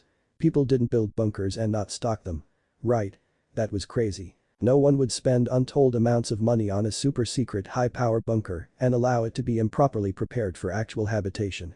That was just no one would do that. So she and Lee had gone back to Naruto and Jiraiya and waited patiently for the two to finish their work analyzing the much-expanded seal matrix. Within a few minutes of that, Jiraiya had moved on to removing the line from the general area, allowing them safer passage, and Naruto had been sent to the bunker to see if he could get in as a final test of his adept status. That's a big-ass door. Lee agreed with Naruto. I have seen a similar door in Konoha's treasury vault on a C-rank mission guarding it. Guy-sensei and I were unable to force it open. These are most secure doors. Naruto replied, why were you and Guy-sensei trying to break into a door you were guarding? Tenten rolled her eyes and slapped a hand over Lee's mouth. Don't ask. All you need to know is, they thought they heard something inside and wanted to check. They didn't stop to think about the security forces they were calling down from the seals on the door, they just kept teaming up and trying harder. I and Lee were both on 5 gates when the other security talked them down, and we got no pay for that week's work because of the trouble. Lee looked ashamed, but Naruto laughed. Sounds like a good time, but let's see what I can do. Tenten watched him work and was actually quite surprised. She had expected the blonde to be boisterous, energetic, and plow through the problems. She had not expected Naruto to stand calmly in front of the door for 5 minutes, with one finger at the center of the seal to keep it expanded while he looked it over. Right Castiglio barrier truncated oblong warding Nella set up back to the left in a reverse Castiglio inverted trigram. This continued for the entire 5 minutes and probably a little beyond before Naruto poked 3 sections that looked almost indistinguishable from each other to Tenten with a softly glowing finger. A moment later, he did the same in reverse order, then jabbed at the center of the door with the other hand, all 5 fingers now glowing, and twisted his arm clockwise. But the snap and hiss, the door slowly slid open a few inches before Naruto released it from his chakra grip and turned to the members of Team Guy, smiling confidently. See? No problem. Tenten ignored his posturing in favor of glaring at him. How come you got to train with a Sannin? I've got more Fuinjutsu talent in one arm than you have in your whole body, but I can't get that kind of training. You and Sakura got all the luck. Hell, even Sasuke got Irachi. Tenten stopped, but feared it was already too late. Naruto's expression had fallen. A moment later, though, he looked up, grinning. Tenten passed it off as a momentary glitch and tried to ignore the pain she saw in his eyes, regardless of the smile. Well, when you have an awesome genin sensei like Kakashi, it's hard not to be noticed by the best. Ooh, Naruto. Lee cried, you and your sensei are both so cool and hip. I wish Guy sensei were as cool as. But he was silenced by Tenten's fist hitting the back of his skull. Shut it, you two, let's go see what's inside. As the shinobi pulled the door open, Tenten took the lead, slipping in before they could. It might have been risky, yes, who knew if there was another seal array just inside. But she couldn't let them be the first to actually enter a surviving part of the ruins, it just wasn't right. It was her right as the true ruins lover amongst them. The tunnel stretched ahead into darkness. She could make out 2 branches, but that was as far as the light reached. Bring a light, she called, and both saw the shadows dance and heard the hiss of Lee's magnesium flare being lit before the 2 boys followed her in. The walls were gray stone, probably granite, and smooth, though striated. Likely, the hillside the bunker had been carved into was once bedrock. There were 6 shallow stairs going downward, with no apparent seam she could see. After those, the hall went another 25 feet before branching left and right in a T, with 2 alcoves midway down on either side as well. Let's split up, Tenten said, Lee can come with me. Naruto, since you're so good, you can go alone. The blonde shrugged, whatever. Can't he worse than half the crap Hirosenin made me do alone for the last 2 years. I'll go right, I guess. The first 2 rooms on either side seemed to be antechambers, though each were large.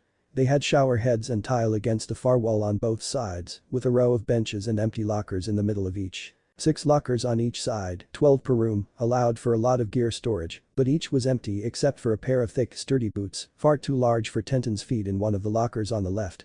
They might have fit Jiraiya's feet, but not the Kunoichi's. After Naruto split from Team Guy's present members, they found nothing but several bedrooms. Each was searched, though they lined both sides of the now curving hall, but they found nothing useful. The beds had mattresses, there was furniture, but no bedclothes, no food, no weapons, and no sign of what had happened to the survivors, if there were any, when Yuzu had been attacked. They had passed the 90-degree point and had started heading back toward the central axis of the large bunker when Naruto's voice rang through the corridor from both ahead and behind. Tenten. Come here, I got something for you. Lee, I'm gonna need your help too. With a quick mark on the wall from his half-burned flare to mark their position, the pair hurried ahead. They passed what Tenten thought were probably a communal room and a kitchen, then a pantry and storage room, all 4 marked with signs that made her suspect her guesses were right before finding another room with light shining from the doorway. When they reached it, Tenten was unsurprised to see the blonde holding a flare of his own over his head. She was more surprised to see a trunk full of clothing, female clothing. And a single emaciated corpse on the bed in a fetal position. The girl couldn't have been more than 20 when she died, but she didn't know how she'd missed it.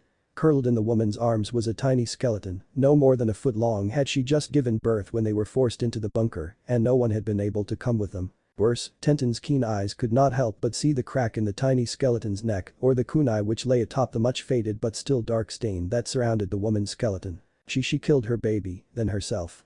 But why? Naruto, his voice solemn, looked over at her. Because she knew Yuzu was gone. Her journal, her name was Uzumaki Beniko. She was probably a relative of mine. So was the kid, I guess.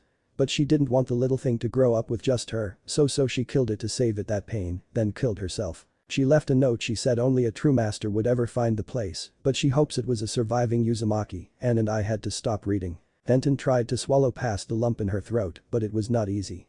Do you want us to leave you alone? I mean, Naruto shook his head, no. No, they're gone, and happier wherever they are. They're just bodies. I wanted Lee to help me carry this trunk out, it's heavy. There's something underneath the clothes, but I didn't want to dig too far. With another look, Tenten immediately understood why. Ladies' undergarments. Naruto might be a horrible pervert and she still had not gotten full revenge for him peeping. But he seemed quite uncomfortable with digging through panties and bras.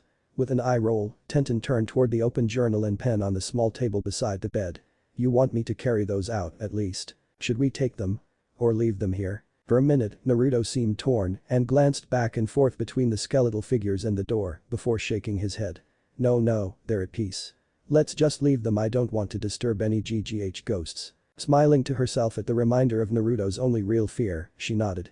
Alright, but if I get cursed for touching the journal when I'm not in Uzumaki, I'm sending the ghosts after you, Naruto. Before she could reach it or even laugh, the blonde had started as if he'd been touched from behind by an invisible figure, then snatched up the book and stuffed it in his pocket before turning to the trunk. And then never mind. I got it, don't need to haunt me, ghost lady. I'm in Uzumaki, name's Naruto. I don't know my mom's name, but I know I got the family name from her, so why yeah. Don't haunt or curse me. Then, in a softer voice, obviously hoping no nearby specter could hear, hastily, come on, slowpoke. Let's get these clothes out of here so Tenten can look through them. Tenten, being relegated to picking up the pieces that fell from the trunk as the two brave, strong shinobi fled from the only occupied if only by the dead room of the bunker, laughed as they sped ahead, even if they were taking the only lights with them. After all, she was walking in the same direction and could see the faint outline of the halls now that her eyes had adjusted. As long as she wasn't ambushed by ghosts herself, Tenten suddenly hurried ahead. Around the campfire that night, Jiraiya had been quite impressed with their haul. The clothing, he had explained, had been quite fashionable in Yuzu at the time. In fact, he went on, the basis for Tenten's usual outfits came from the same sense of style. That explained to Tenten why she found the clothing so appealing, not to mention why it seemed like it would fit her so well. It was just like what she normally wore, not like the green travesty she had been forced to wear for. But wait, Naruto. Yeah, Tenten? He asked, nervously. She had, again, tried to ruin his dinner, but a shadow clone had caught the berries and venison before it had hit the ground. In retaliation, she had tried to salt it overly much, but he had again escaped. This time, he wondered if it was even possible. Are you ready for me to forgive you for peeping on me? I wasn't peeping. I swear. I just wanted a bath. But you beat me to it. If you'd been bathing, I'd have probably heard, and whatever, look, I have a proposition. Jiraiya's eyes lit up, but he attempted to feign nonchalance. Tenten, for once, ignored him.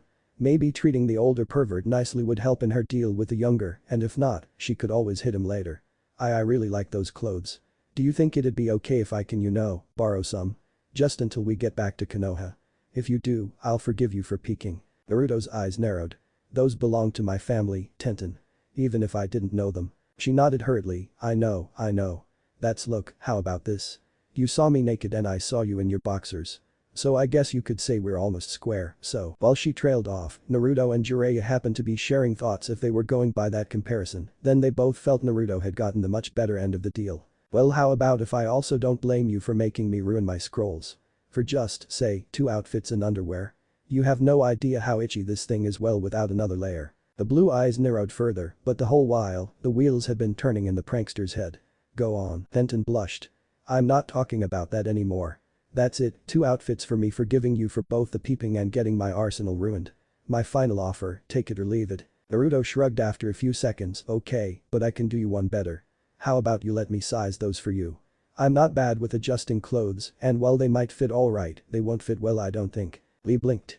Naruto-kun, how do you know how to sew? The blonde only shrugged. D ranks, same as I know every other non-jutsu skill I have except gardening. Team 7 had 2 weeks straight at this tailor's downtown. He said I was a natural, but I hated it. I think he just liked that the pinpricks I got healed in seconds, so I didn't get blood all over, cause I poked myself a lot. Tenten enjoyed the image for a few seconds with a faint smile, which then narrowed suspiciously. And how do I know you won't do anything to them? Naruto only shrugged. You don't, I guess, but I'll give you my word. If you aren't satisfied with them when you try them on, I'll pay for half your arsenal's replacement with each one you aren't honestly satisfied with. And if you like both, don't worry about it. After a few more moments thought, Tenten agreed. Alright, when can you start? As soon as I get your measurements. At once, she blushed. Naruto's deadpan delivery didn't hide the gleam in his or Jiraiya's eyes. And no. What are you? The blonde shrugged again. I may have seen, but I didn't exactly get a good look. I can't tell sizes like that anyway, I have to actually measure unless you know them offhand. 5 minutes argument later found Tenten standing in the larger tent in her new borrowed underwear, thankfully rather plain. She didn't want Naruto to get more ideas than he doubtless already would, even though they weren't exactly flattering, with a shinobi kneeling at her hip. And, that's it. Okay, I should have them altered by tomorrow morning if I take the night's watch. I'm not tired, so it'll be alright, and I promise I won't come into your tent or do anything to you at all overnight. I'll be busy working on these." She watched carefully as he spoke, but could see no lie in his eyes. Either he was very good or he was being honest, but he was still up to something. Whatever it was, though, she might just have to wait and see. Maybe he was just happy about being able to surreptitiously ogle her in her new underwear, damned pervert. By the time she had chosen a more functional and a better-looking outfit from the wardrobe, the more functional very closely resembling a stylized form of her old Genin outfit, but one that fit her older form better, and retired, Lee had gone to bed as well. An hour later, Jiraiya whispered, "Hey, Brad, what are they? You wouldn't believe me. Try me." She's 5'10", maybe 130, mostly muscle. Not muscular, but well-toned. And I'm not giving you those measurements. She'd kill me. Suffice it to say she binds them regularly. But not too tight, if you know what I mean. The sage of Mount Myabyoku chuckled for several minutes before wishing his student, already busily at work on the outfits, a good night. "I have to hand it to you, Naruto," Tenten gushed while looking at herself in the pool's flat surface just after dawn the next morning, "you really are good with a needle. It fits like a glove and isn't anywhere close to as hideous as SPSP spa spandex." Tenten could not completely repress the shudder she felt as she remembered being forced to wear one of those things for more than 24 hours. "This looks really good on me." Naruto smiled with a light blush. "Thanks, Tenten. So we're even." She grinned back, "For now. But if you keep pranking we're so going to go forever." He shrugged, "I can live with that. It's more fun when people fight back anyway, but don't bother being on guard. You won't expect it when it happens anyway." Resisting the urge to panic, fortunately, Tenten instead continued to admire herself and her clothing until Jiraiya assembled them to begin scouting again. They would search the bunker more thoroughly in the morning, then check the few houses he and Lee had been checking in the afternoon, before heading for Konoha again early the next morning. Of course, as Tenten checked herself out, bending and flexing to admire the new fit, she failed to notice that the outfit, which was obviously designed for a ninja in its flexibility, shrunk ever so slightly. Lee never noticed. Jiraiya and Naruto, though, shared a quick look. Well, the new outfit's change from the earlier version was subtle. It had specifically been altered with a cunning use of Fuinjutsu to shrink slightly when body heat activated it. So when Tenten put on the suit, it fit perfectly and she was quite happy, thus adhering to Naruto's end of the deal. Now, though it was just snug enough to reveal a little more curve, a little more definition in the legs, hips, waist, and chest, and Tenten hadn't noticed. Naruto, after sharing the knowing glance with his sensei, grinned while simultaneously breathing a sigh of relief. If for when she did notice, he was probably dead, but he was still the reigning prank master.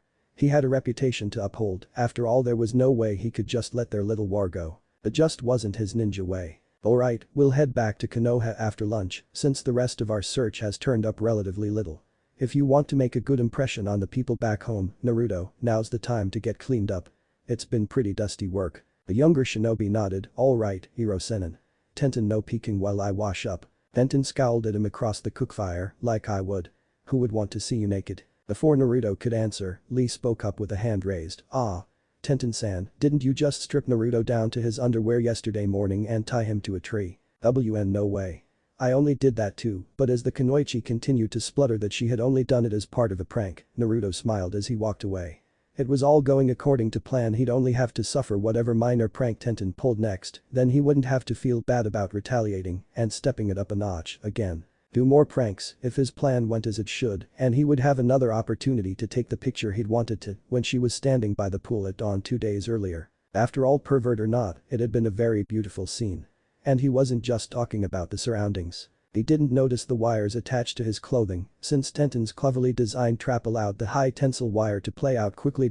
He continued to be oblivious as he stripped and stepped into the pool with his soap and washcloth. And the trend continued as Tenten stepped to her tent and hit the return button on Niji's auto spool.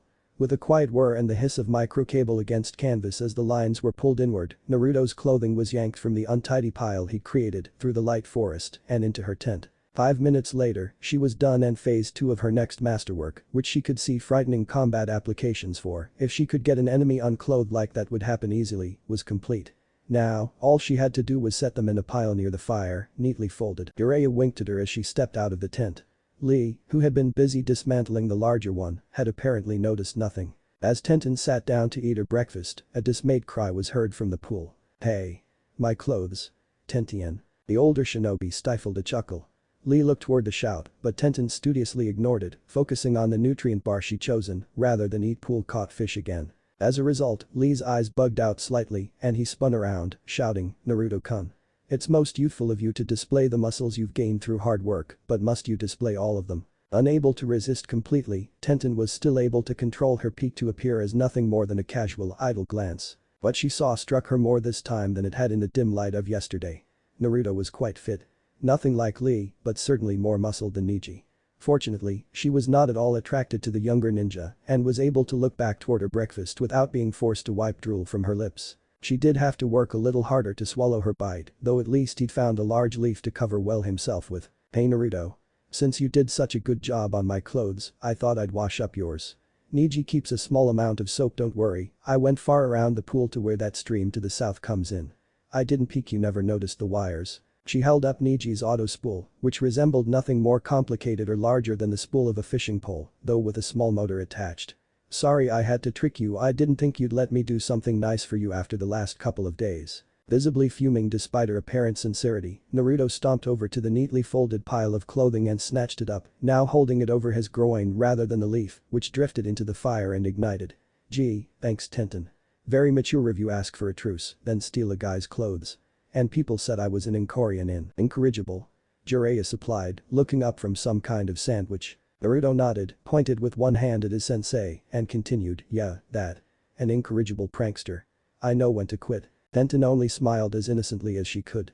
"But Naruto, I swear, I didn't peek or anything, and surely you've seen Lee and Jiraiya-sama before in one onsen or another. Besides, if I was going to prank you, I wouldn't go for something so easy as swiping your jumpsuit." It seemed he had no argument for that because the blonde only grumbled as he shuffled back into the trees backwards. Tenten tried to hide her smirk behind the nutrient bar, but it was a little small. "What did you do to his clothes? Itching powder?" Tenten shook her head at the Sanin's question. "No, nothing so juvenile. Let's just say I hope he can hold it if he needs to go to the bathroom on the way home." Jiraiya was still chortling by the time Naruto returned. 15 minutes later, camp broken down, they were ready to move out. "All right Konoha, here we come," Naruto cried. Jiraiya waved a hand, "Calm down, Gaki. It's still several hours away, sheesh. Do you have to yell in my ear?" But Naruto's enthusiasm could not be contained. "Yes. It's home, old man. I haven't seen Sakura-chan or Hinata-chan or Shikamaru or Choji or Kiba or that one guy. The quiet one. I haven't seen any of them in ages. Don't you miss Bachan, too?" Jiraiya shrugged, "I always missed Tsunade Himes well her. But I'm used to it, I guess. Come on, let's go, we'll only take one break and go all out. I'm curious to see if Guy's famous endurance training is as good as mine, so let's really push it. Besides, it's a 2-day journey for normal shinobi. I think we 4 can make it in, 18 hours. Tenten sighed and muttered under her breath, "Not another one, but I gotta pee." Normally, Tenten would have ignored Naruto's whining. She'd been on enough missions with him to know how childish he could be when he wanted something. This time, however, she chose not to deliberately. After all, each word he spoke about wanting to take a break now still 6 hours out from Konoha, with all of them, even Jiraiya, breathing hard was like music to the Kunoichi's ears. Because once Jiraiya gave in, then the true humiliation of Naruto as Konoha's reigning prank master would begin. "Fine, whatever, brat," the Sannin said, clearly frustrated. Tenten, though, could see the anticipatory gleam in his own eyes. Whatever their relationship, friends, pupil and teacher or any other, it was clear that Jiraiya was looking forward to a bit of fun at Naruto's expense. But then again, wasn't just about everyone. "Yosh. Naruto-kun. If I cannot drain the hose for longer than you, I shall run at twice the speed, all the way to Konoha." Lee," Naruto said, suddenly blushing, "I'd rather not compare something like that, how about we just race home? After I'm done, of course." Excellent thinking, Naruto-kun. I will take the side, then." 5 seconds later found the spandex-clad Chunin deep in the forest, but close enough that Tenten could hear a relieved sigh. On the other side of the trail they'd been following, Tenten listened carefully. Silence, only the muted hiss of urine on a tree and braver forest animals filled the air. "What the hell? Tenten. What did you do to my clothes?" Her laughter more a giggle, but she'd have to hurt anyone who said anything about it suddenly sounded through the area. In a sing-song voice, she called, "Oh, just a little lesson in Fuinjutsu, Naruto. I'll release it if you acknowledge me as Konoha's best prankster in front of all our friends." "Never," was the immediate cry. A few seconds later, though, a softer, much more humble voice said, "Please, Tenten. I really gotta pee. Please. You can put it back on after. Tell you what, I'll let it go once I'm back at my apartment. How's that?" "No, I'll be even nicer 2 minutes after we walk through the gates of Konoha. A tough guy like you should be able to hold it in that long, right?" Behind her, Jiraiya snorted. Brat can't hold it for 10 seconds the way he drinks water. Benton's grin widened. But I've been holding it for 2 hours. Come on. She shook her head, forgetting for a moment he wouldn't be able to see her. Sorry. I forgot the seal. I have the notes in my apartment. I guess we'll have to wait. Unless you can admit I'm just better than you. It's not happening. I'd sooner piss myself. She shrugged, suit yourself. See you in Konoha. She started walking, a moment later breaking into a run again, laughing all the while. It was good to be her, and she'd made sure to take a bathroom break before they'd set out. She'd be fine until she got home. Unlike that peeping pervert Naruto. The last thing she heard before racing out of range of the three shinobi was Naruto's now wheedling voice begging her to reconsider. Come on, Tenten. Please. It's been hours. Even Lee, who knew Naruto was a manly sort of man's man, but one that liked the ladies, looked on in sympathy to the blonde suffering. The lone kunoichi of the temporary cell, however, ignored him, much as she had done for the last several hours. In fact, she, having carefully maneuvered so that she was in the lead a while back and been steadily decreasing her speed a tiny bit at a time, she estimated they'd tacked on at least another half hour to the walk home by doing so. Come on. The gates are right there. We're home. Release the seal, please. Pretty please with a dango stick on top. I'll buy you a weapon scroll. 2. Just let me pee. A dozen or so yards distant, two Chunin snickered. They shared a glance of amusement before the shorter, wild-haired and bandaged one muttered, looks like things are gonna get lively again with that kid back. Sounds like they already are. His companion nodded but didn't say anything. A few minutes later, Jiraiya, the leader of the group, stopped just outside the gates. Alright, hold up. Now I want you guys to report to the Hokage's office in 1 hour. On the dot. None of that Kakashi taught lateness, Naruto, I don't care how much you have to pee. You'll be there, or you won't take the Chunin exam this time around, are we clear? The blonde, suddenly distracted from his growing agony, nodded fervently. Of course, Iro-senin. I'll be there. Can I pee now? Jiraiya idly bonked him on the head for the name, then turned to Lee and Tenten. I know I don't have to scold you guys about being on time with guys' teachings, so I'll see you after you've had a chance to shower and maybe catch a quick bite. Knowing Tswandheim, this debrief could take a while. And well, I have some catching up to do myself. He blushed a little, but Naruto, who was the only one who might have truly understood, was too distracted to notice. After a minute or so of the sage staring off toward the distant onsen he favored, Jiraiya shook himself, then turned to Tenten, alright, let the seal go. He's suffered enough for now. Any longer might cause medical problems. Not to mention stink. Tenten smirked, held her hands up in a simple ram hand sign, and said calmly and clearly, Kai. Naruto didn't even groan at how obvious the counter seal had been. Instead, he just took off at a dead run, hands clutched at his groin, in the direction of the shabby apartment complex where he lived. Alright, dismissed. Go on, and remember 1 hour Hokage office. Don't be late. The two Chunin grinned, both eagerly looking forward to a shower in actual hot water and non-trail food before their debrief. In a flash, both were gone, leaving only Jiraiya to casually walk through the gate. He nodded toward Kitetsu and Izumo, calling with a wave, don't worry about the paperwork. I'm off to see Tsunadeheim right now, no matter what I told the brats. I gotta tell him the news. Jiraiya grinned in an almost lecherous but not quite fashion before taking to the rooftops himself. A moment later he was gone. Sharing another look, the Chunin who had not spoken earlier grinned, then said, yep. Trouble's back in town. Good times. Make it clear to them, Hokage-sama, that we can't allow the ninja to push there. Much to the blonde kunoichi's relief and frustration, the door opened with a bang, interrupting the drone of the merchant who'd been expounding for 2 hours on the Merchant Association of Konoha's need to slow the growth of ex-shinobi-run business, in the interests of healthy competition between businesses. For 2 freaking hours. She needed a break, but damn it, Tsunade hated it when people barged in. What the hell do you want, Jiraiya? The tall man had stopped half through the doorway and struck a confident pose. Yes. The gallant Jiraiya has returned. Women tremble in anticipation, their husbands tremble in fear. All who see me shall. Shut up, you old goat. Sorry, Habyuk-san, Swan said, we'll have to postpone this fascinating meeting. Sorry, this is rather important. The merchant spluttered. It's Habako, Hokage-sama, and what we've been discussing is important as. A moment later, the merchant was surprised to find himself outside the office, feet off the ground by a couple of inches, and Jiraiya whispering in his ear, you really can't read people very well, can you? She doesn't want to hear it. Take your troubles elsewhere, little man. A slight smell of urine filled the office, making the day secretary Shizune scowl. Jiraiya-sama, I'm glad you're back, but please don't threaten the civilians. The man was dropped suddenly. Oh, he's a civilian. I thought he was a failed genin. Sorry, Gyukuha-san. Have a nice day. It's Habako, Lord Jiraiya, but I really must see. The door was shut in his face. A moment later, the merchant turned toward Shizune, thoroughly annoyed. The Kunoichi, though, only smiled sweetly and said, "What can you do, right?" Inside the office, Jiraiya's first words in actual conversation were, "Hey, princess. So we're back, he's stronger, no attacks by Akatsuki. Worldwide destabilization, but nothing major yet. Oh, and I brought a Tagalong home with me." Tsunade, surprised, raised an eyebrow. "What? You found another stray?" Jiraiya nodded, "You might say that." After waiting patiently for 10 seconds or so, Tsunade's brown eyes narrowed.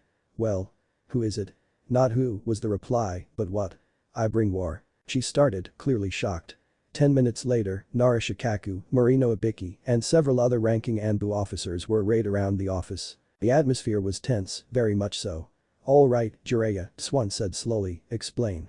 Why did you bring war to Konoha?" The sage only grinned, "Well, I guess I didn't, they followed me." The instigators. It was Naruto and Tenten. One of the jonin present, raised an eyebrow. "My little flower helped instigate a war?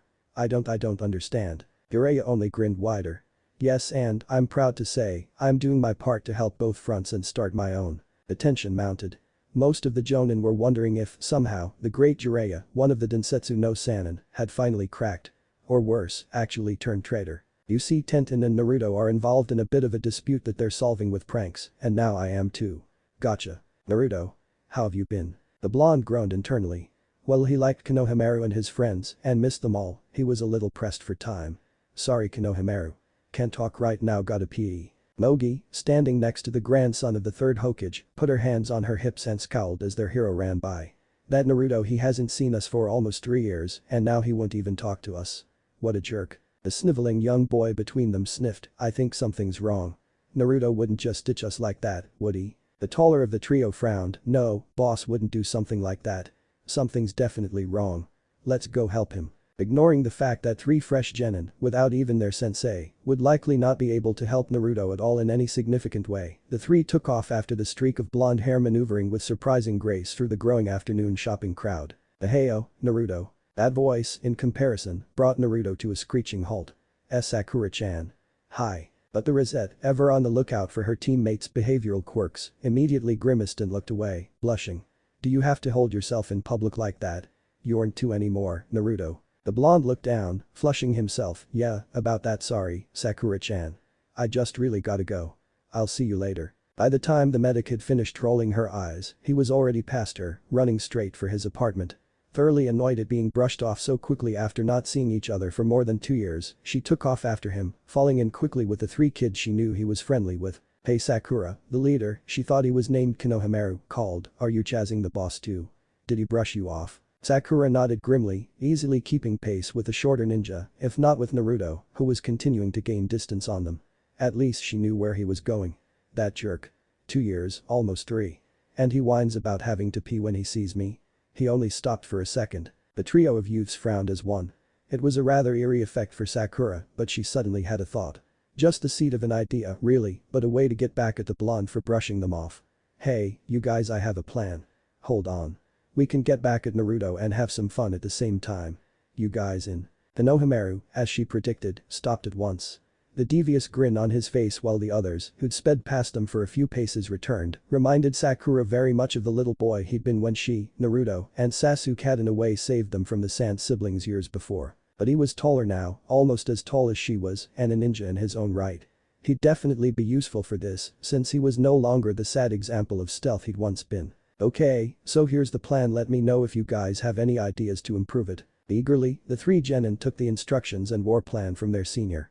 A few minutes later, each of the 4 split up in a different direction to head home or, in Yuden's case, to hit a clothing store for something.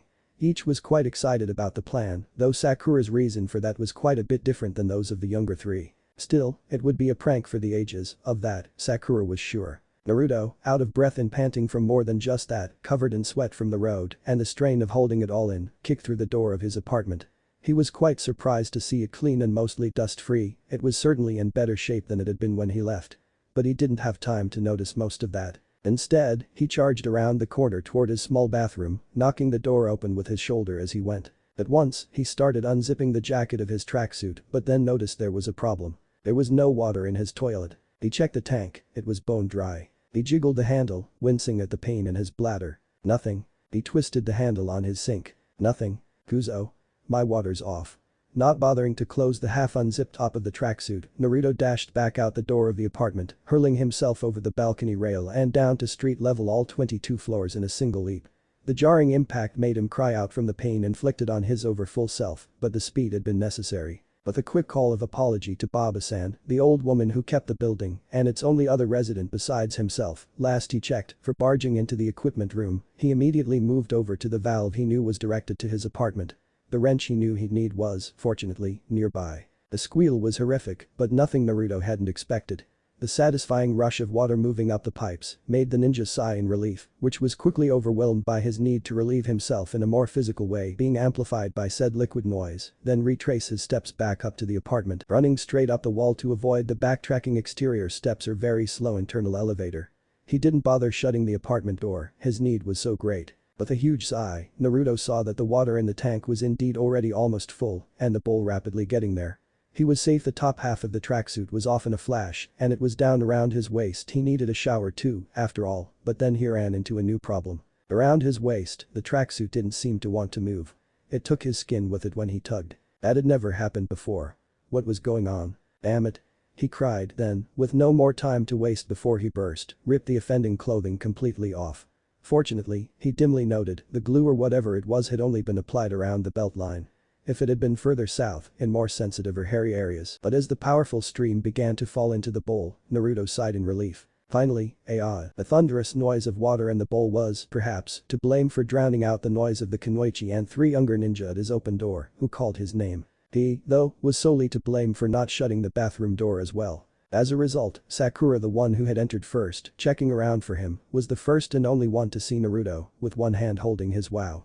That's Naruto's gonna make some girl really happy one day, and the other holding him more or less upright as he leaned over the bowl, sagging slightly in either exhaustion or relief. You Naruto.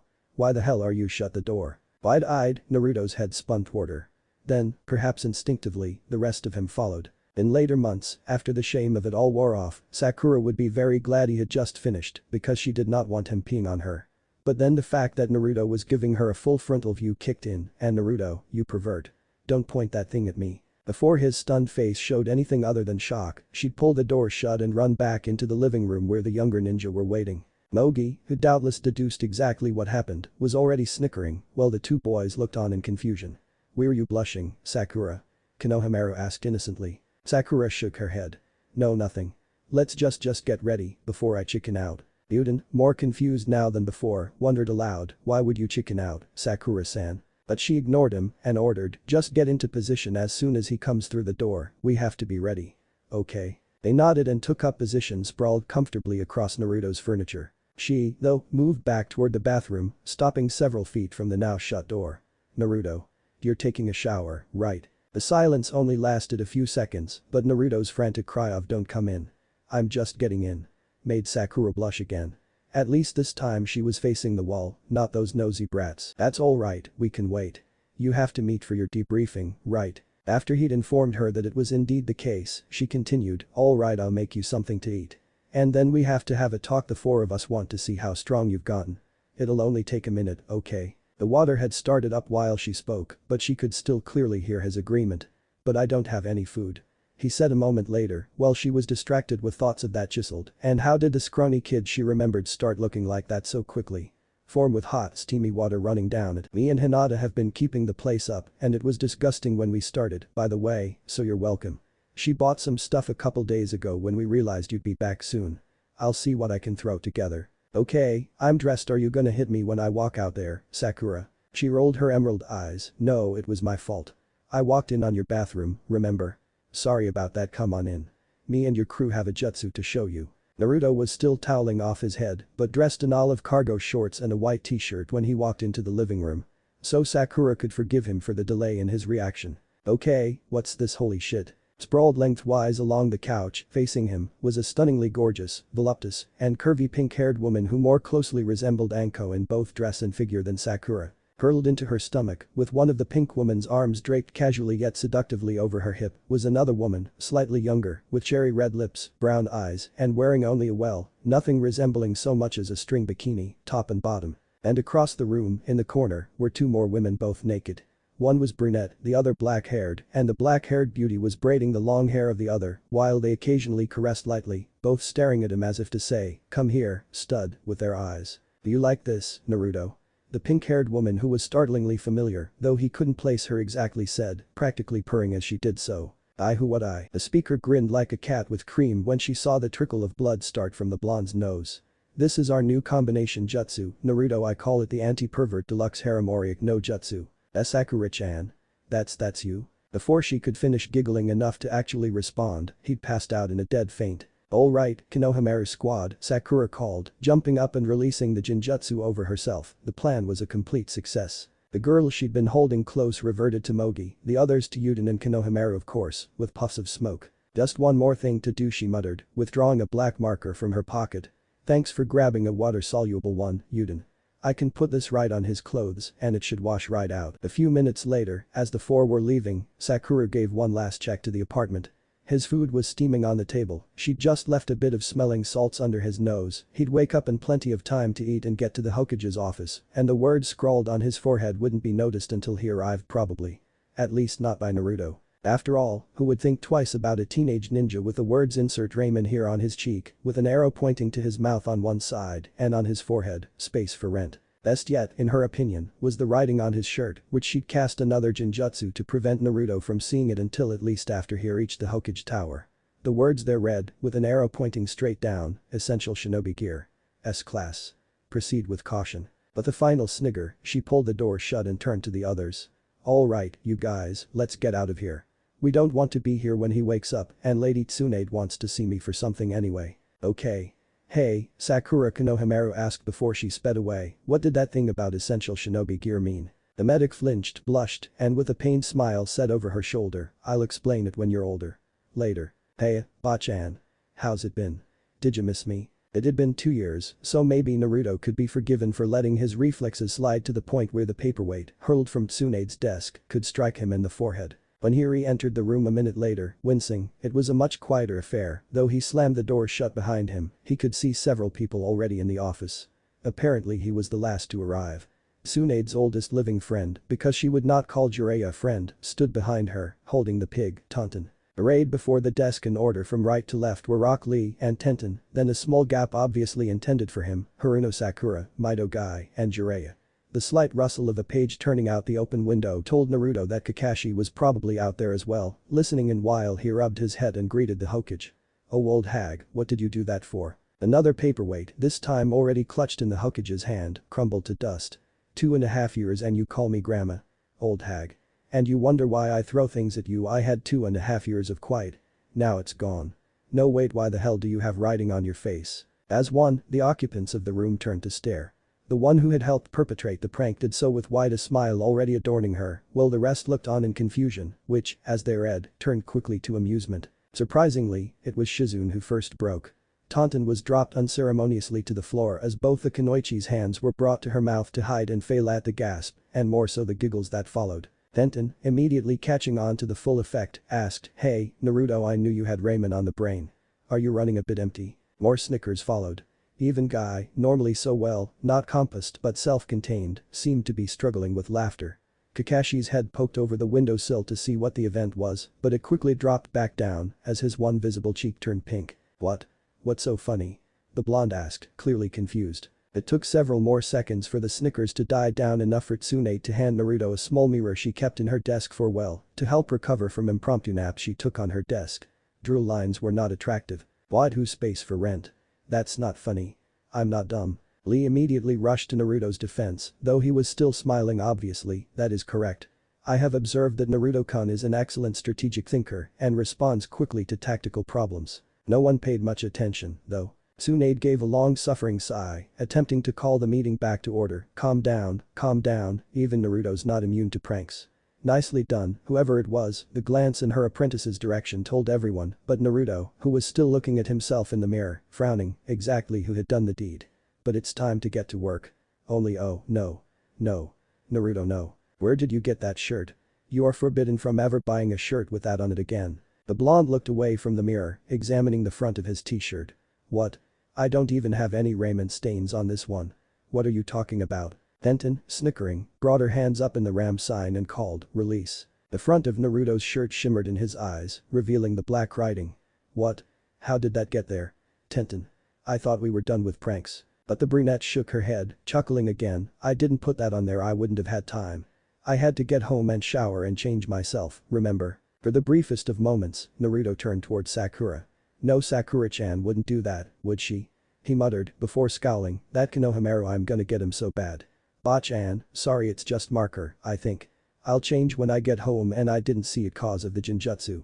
Sorry. Already rubbing fingers into her pounding temples, Tsunade nodded slowly, muttering something about that not being an image she needed of her godson that only Shizune heard, who snickered again, before calling everyone back into line. Once Naruto had stepped up at attention, Tsunade looked over the line again. First, Jiraiya, how strong has Naruto gotten? The older ninja chuckled, kid's a runt still, if he lets a straight-laced girl like Sakura here get one over on him. He might take on your average Chunin and win now, but he's got nothing on an experienced Jonin. He's never beaten me in a spar, not even close. Naruto thought it was quite unfair to say that. Just because he'd never beat one of the Densetsu no Sannin in a spar he was a runt or barely able to take on a Chunin. Besides, he'd beaten Iro-Sennin plenty of times. Even if some was only trickery, who knew lying about burning certain books or lists of contact information or old photographs could be so effective. And about the special training. The one only you are capable of doing. Here, Jiraiya shrugged. The kid's not his mower, yeah. He's got some talent, but has nowhere near the learning curve. It's all doing with him, and since I'm not a member of his family, I can't do it to show him. I think once he gets the trick he'll be able to handle it all right. He's up to 2 safely, and 1 moderately so. Past that gets really risky, really fast. The others, barring Guy, looked at Naruto in curiosity, but he kept his face fixed firmly forward. If he hadn't told Sakura, yet how could he tell the others? At least the old man had kept it kind of hidden, but now, Sakura knew something was up with him. She'd want to know. He knew she would. The day was coming, and coming soon, he'd have to tell her. Damn you, Iro-Sennin. Okay. I know personally how strong Sakura's gotten in the last couple years, but I think if we're going to keep Team Kakashi as an active cell, they should have some experience with each other's new strengths too. We'll have to set up some sort of test. What about them? Any sign? Jiraiya, again knowing exactly what the Hokage was talking about, even if the other younger ninja had no idea, besides Naruto, of course, shook his head. I've heard rumors they've taken out Rashi from Iwa and Fu from Taki in the last few years, but nothing major. I don't know if they have Han, also from Iwa, or Utakata from Kiri yet. As far as Yugura's, it's apparently still dormant. The one from Suna and 2 in Kumo are still secure, as far as we know. We came from Kiri, though, so our most recent info is from there. Wheels started spinning in Kunoichi's heads. That was a lot of information, if very vague. A keen mind might be able to put certain things together, given time. Naruto groaned internally. The dreaded day had just been moved up several notches. Alright, Tsunade continued, turning to Guy, and how did your mission go? The green-clad Jonin snapped to even more rigid attention at being addressed, Hokage-sama. Team Guy successfully destroyed the bandit forces in grid HH 22-46. There were no casualties, though we did receive an impairing injury on the return trip. Team Guy requests to be downgraded to inactive status until Jonin Haikeniji is able to return to duty, ma'am. Naruto watched in some amusement as Swan's light brown eyes narrowed. I know all that, Guy. Tell me in detail, please, how did Niji get hurt? You've avoided it long enough. And how many bandits were there? I need to know for the mission completion paperwork to be filed. Ma'am. That is, I don't actually know how he was injured, Hokage-sama. Perhaps Lee-kun can tell you more, as he was next to Niji-kun. Tsunade nodded and turned to Lee, who also snapped to rigid attention. Well, Hokage-sama. Niji-kun was injured first by a falling piece of wood caused by an explosive trap. Then he was further injured when the same large block of wood fell on top of him. I am sorry I was unable to prevent his injuries, despite being no further than 2 meters away, ma'am. I will accept full responsibility for my dereliction of duty. Before Tsunade, who was already wincing at the volume of the report, could respond, Guy cried Lee. So brave of you to take the blame. If you cannot accept the due punishment, I will. The third and last paperweight from the desk suddenly filled Guy's mouth, though he was not rocketed from the room as Naruto had been earlier. That's enough. At once, both of the spandex-wearing ninja fell silent, though Guy looked like he wanted to spit the paperweight out, but didn't dare make any more noise. Okay, Jiraiya, back to you. What about this impromptu mission? Why did you conscript an already tired team to explore ratty old ruins? Jiraiya relaxed slightly and stepped out of the line to lean against the wall on the right, below the portraits of the Hokage. Well, we weren't going to. But hey, I thought it was a chance worth taking, since we were there. How many patrols have missed the ruins completely? We had in Uzumaki, so we got right past the clan seal wards, so why not? Besides, I know he has a concussion, but that Haika kid's injuries aren't that severe. Considering what we learned, it was totally worth it. Silence fell over the office for several minutes, the only sound the distant hum of the city below and the occasional rustle or giggle of Kakashi outside. Tsunade, though, was in no mood to be patient.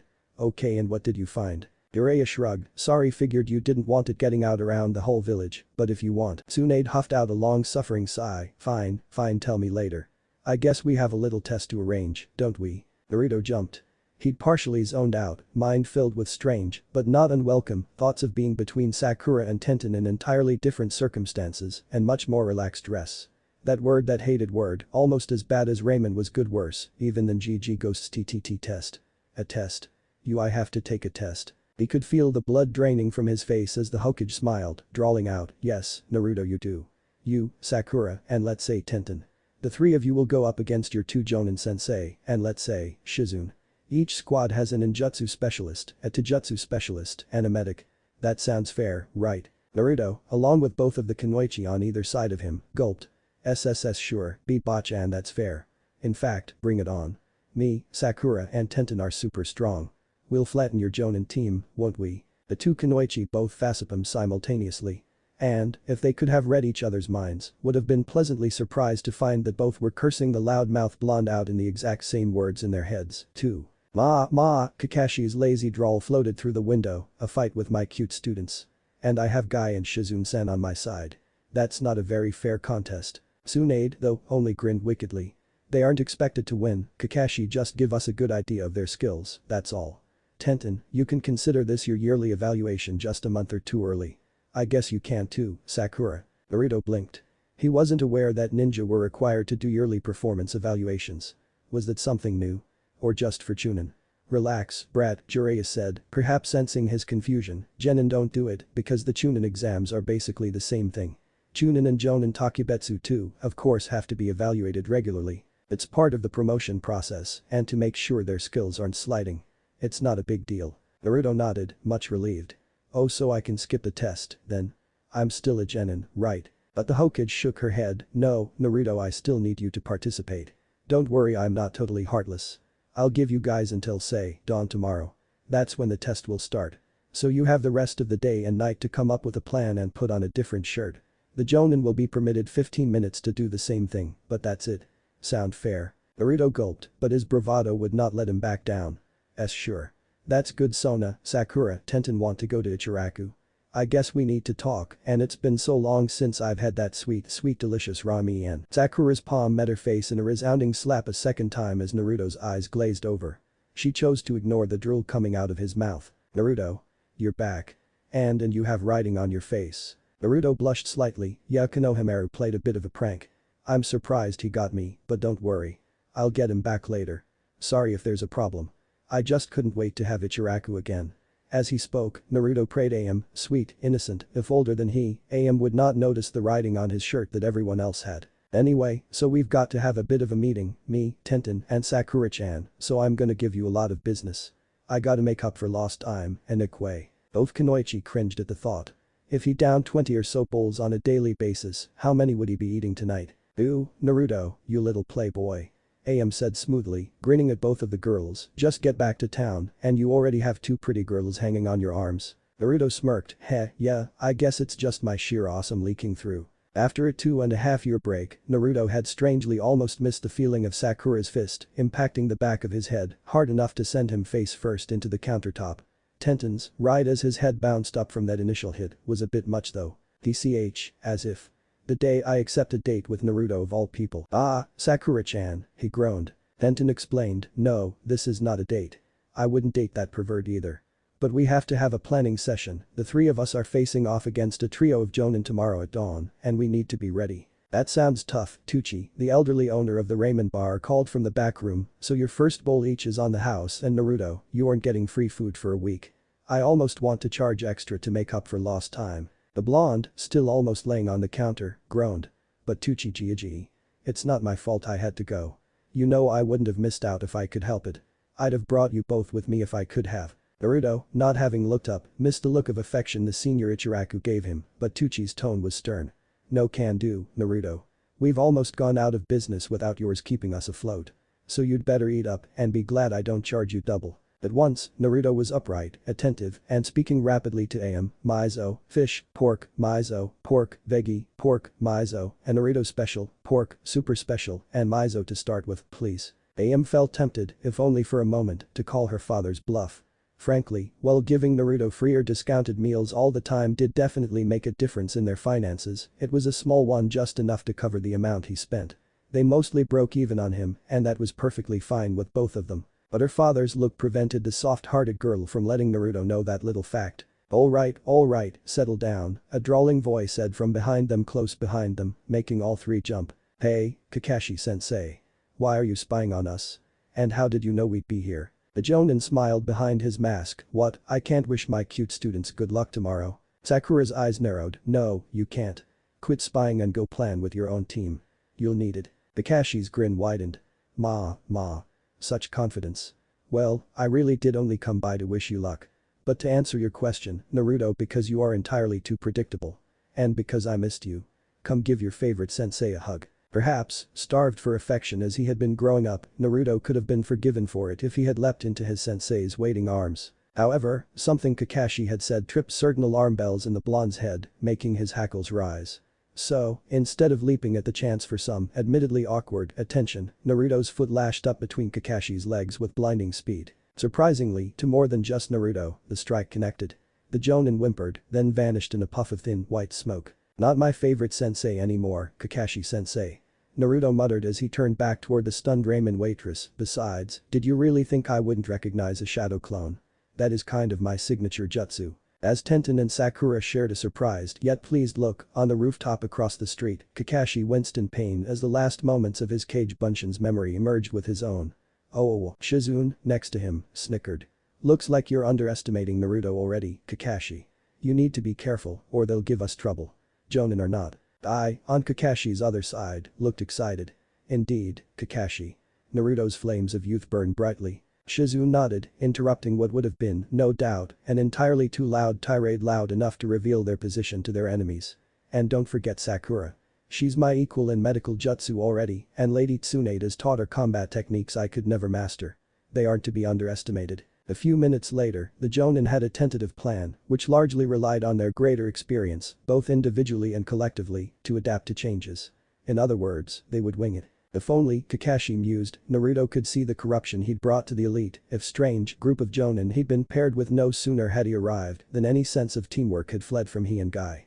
Wing it indeed. But across the street in the small ramen stand, the three teenage ninjas schemed, planned, threw counter ideas at those, and worked on contingencies until the shop closed, vowing to meet again 2 hours before dawn to discuss any midnight additions to the plan they had come up with. When the Goddamn Hokage, Senju Tsunade, stepped into the clearing in the center of Training Area 7 at 15 minutes before dawn, she was pleased to see all 6 combatants looking rested, intent, and ready. She was more pleased to see 62 Jonin, 5 entire squads of Chunin, there to replace the damaged terrain with their own jutsu after the fight, but also to enjoy the show, and a full complement of 3 entire classrooms of academy students and 9 genin teams, including, of course, Team 4, otherwise known as the Konohamaru Corps, Naruto's successors, and perhaps less kindly, the Brat Pack. Tsunade smiled to herself, it was a good day. A beautiful crisp early autumn morning, and a chance to either humiliate Kakashi or Naruto, 2 of the 3 biggest egos in Konoha, ranking, in her humble opinion, 3rd and 2nd with Jiraiya, of course, having the top spot. Yes, it would be a good day indeed. When said white-haired Sanin approached from Tsunade's left, which coincidentally also happened to be the direction of their younger students' team, he said quietly, "What's the pool on the kids?" Tsunade snorted. 15 to 1. Why, you looking to take a sucker's bet? Even I wouldn't bet on them. Jiraiya shrugged. No, I wouldn't take that bet either. What about last one standing? Or first to fall? Tsunade's grin widened. Shizune's first to fall, according to my bookie. I bet against it. Then Sakura, since any idiot knows to take out the medic first. I think it's Tenten, then Naruto. Guy and Kakashi are expected to both be up at the end. I didn't take that bet. Jiraiya's eyes widened at the last. Really? I could have sworn. Well, whatever. Even you have to call a good bet sometime. Tsunade's eyes narrowed. Wait, you bet one would go down too? Kuzo, we don't need another disaster right now. Jiraiya chuckled. Relax, Haim. Just because you win a bet now and then doesn't mean the world's coming to an end. But the Hokage could not be convinced. Every time, Jiraiya, every damn time. Name one time I won a bet and something good happened. Jiraiya didn't even have to think about it. I got two. First, Shizune says you won big right before you met Naruto, and don't give me that look, any fool can see you adore the brat. And you. But I digress. Number 2. You won against me the day I told Naruto I'd be taking him out of the village, and I got him out of your hair for 2.5 years. Tsunade winced. As much as she was rather fond of the loud genin, she did have to admit it had been pleasantly quiet, if a little dull, without Naruto around. Alright, so there's 2. Compared to about 500. Maybe Rito-san will let me change my bet. But a cough from the field drew Tsunade's attention. When she looked up, Kakashi was pseudo-politely standing at parade rest, with Guy a bundle of energy and Shizune looking ashamed to be associated with Tsunade again. Naruto, Sakura and Tenten looked all too eager to simply jump into it. Around them, though, the many spectators, and now she noted a few civilians as well, including the owners of Naruto's favorite stand among them. And she'd been talking about changing her bet. Shameful. Oh well. It was hardly the most embarrassing thing to happen to Tsunade that week or even that morning. Being woken 10 minutes earlier by said bookie, who could not resist the easy money he made from the Hokage every time anything remotely interesting happened, had entered the office to find Tsunade not just asleep on the desk, but sprawled across in, hand inside her jacket and apparently scratching at herself in her sleep. He, of course, had a slight nosebleed, but professed he'd been lying, that he didn't care about such things at all. He only wanted Tsunade's money. Of course, her cracking knuckles might have persuaded him slightly in that regard as well, but in the end, it made no difference. Besides, it was too late now. Alright, she called, you 6 know the rules. Anything goes, as long as you stay within the grounds of the training area and outside the spectators' circle. And innocent bystanders that get caught in the blast, well, their fault for getting too close. Several dozen people involuntarily stepped backwards 3 or 4 times, resulting in the slightly wider space Tsunade had been angling for. Begin. There was not a spectator, including the goddamn Hokage who was refereeing the match, that did not expect at least Naruto to rush blindly forward and pay for that dearly. Those who knew his style best, namely Jiraiya, Hinata, Kiba and Neji, expected a flood of clones instead of himself. The effect of such a rush, of course, was expected to be the same as if he himself had gone. Each of them was sorely disappointed. In fact, the younger trio cautiously leapt away and into the undergrowth in an eerie mirror of the more experienced Jonin's tactics. For several minutes, the clearing where the match had started was silent. Then the grass and earth in the center of the rough circle exploded upwards, leaving the debris to rain down on the spectators for the next few seconds. The watchers were left to wonder in amazement at the sheer celerity of the combatants. None of them had caught so much as a sliver of movement from the clash. By Tsunade's stopwatch, that was it for 9 more minutes. Just that one explosion, which she was certain had been her students doing, then silence aside from the muttering and whispering crowd. Even the wind was still. Nervous tension continued to mount over the next 9 minutes. It was doubled for 10 more, as similar explosions erupted at irregular intervals, shattering trees, uprooting brush, and leaving fissures and upturned soil and rocks strewn across the wide training area. What is going on out there? Kiba asked the group of rookies idly, even while sniffing around. I can smell them all, but the scent's everywhere. I can't pick anyone out by location. On the other side of Hinata, who was on Kiba's right, Neji gave a little HN before explaining, I am similarly confused. My Byakugan is not clouded, it's just that I see too many people. Even aside from the crowd, I can clearly pick out 15 Narutos, 12 Sakuras, 26 Tentens, 7 Kakashi-senseis, 9 Shizune-sans, and 4 Guy-senseis. And each one is moving rapidly around each other in a rather complex formation. I simply can't track them all at once. How about you, Hinata-sama? A slight but buxom girl nodded and stuttered slightly, but not in nearly as bad a fashion as she would have 2 or 3 years before. Why yes, I see the same thing. I think Naruto-kun, Tenten-chan, and Sakura-san are the nearest group on our left, but that is only because I have been watching them from the start of the match. But if that group was Naruto's from the beginning, I would give up cinnamon rolls for 2 months. Kiba snorted, yeah, you're probably right about that. Naruto may be a doofus, but Sakura would be smart enough to convince him to put out shadow clones or something for the start of the match. Lee, on Ichi's far side, cried out loud enough to make Kiba's sensitive ears shudder in pain, Yosh. Truly, the fires of Naruto's and Tenten's youth will carry the day against a most unyouthful but incredibly hip Kakashi-sensei.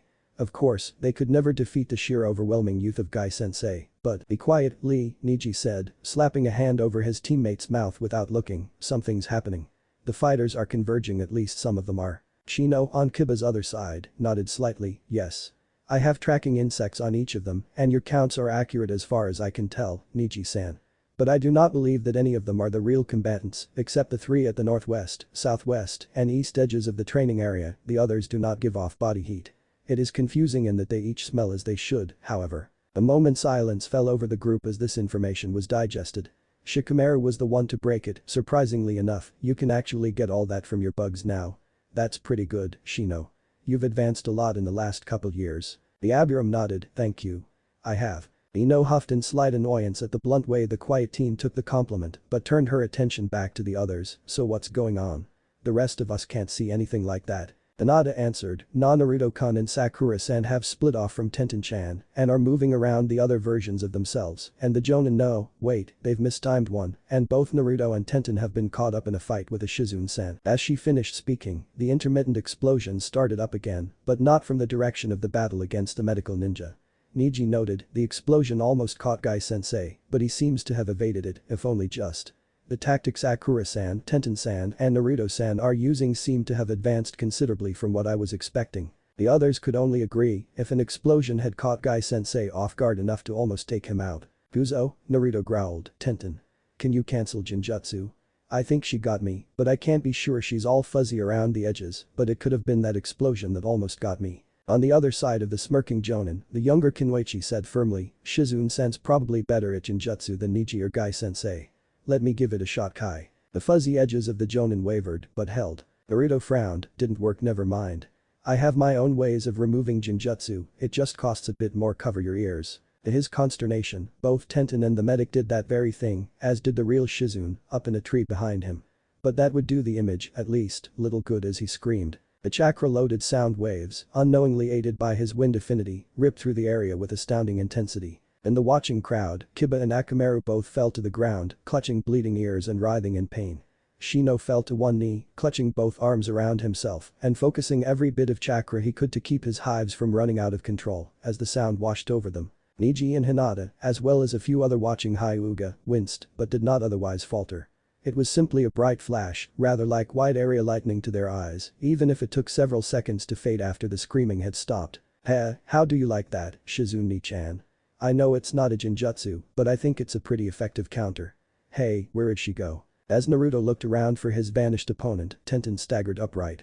There was a slight trickle of blood coming out of her left ear and right nostril, but nothing compared to what Kiba and Akamaru had suffered, despite their greater distance.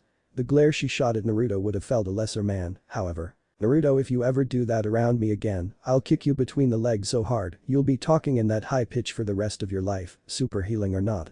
Do you understand me? Naruto gulped and nodded, sorry. I didn't think it'd be that bad, but I had to make sure I disrupted the Jinjutsu. Tenten continued to scowl, but looked around, placing the kunai in her hand back into her pouch. Alright, let's keep going. Now that the real Kakashi-sensei knows we're coming, we need to get moving if we're going to catch him. Tenten immediately fell in beside the blonde shinobi, and between wiping the trickle of blood from her nose and ear, found the time to ask, how can you tell who's the real ones, anyway? Naruto shrugged, I can't, obviously, or that Shizune clone wouldn't have snuck up on us. But most of the clones are mine, and they know to avoid all others. It's the ones who aren't avoiding us that are the real ones. Ah, she replied, that's pretty smart, Naruto.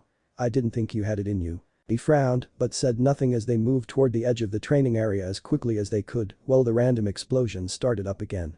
Good timing, Sakura-chan, he thought, just keep them on their toes a bit longer. Neither, of course, noticed the real Shizune quickly perform a healing jutsu on herself before moving after them. If they had indeed found the real Kakashi, he would probably need her help. This more mature Naruto was not something she thought the elite Jonin would be ready for, and that underestimation, which she had already noticed he was prone to, would be bad for his health. But when she reached the clearing, there was no battle taking place. In fact, all she found was an unconscious Kakashi, a smirking Naruto, and a winded Tenten. Unfortunately, her haste had thrown her out into the clearing before she was able to stop, so both of the younger ninja knew she was there. You came to back him up, Shizune-chan. Nice of you. You ready to go? The tall Kunoichi frowned, I don't know how you got the drop on Kakashi-san so fast, Naruto-kun, but you'd best not take me lightly.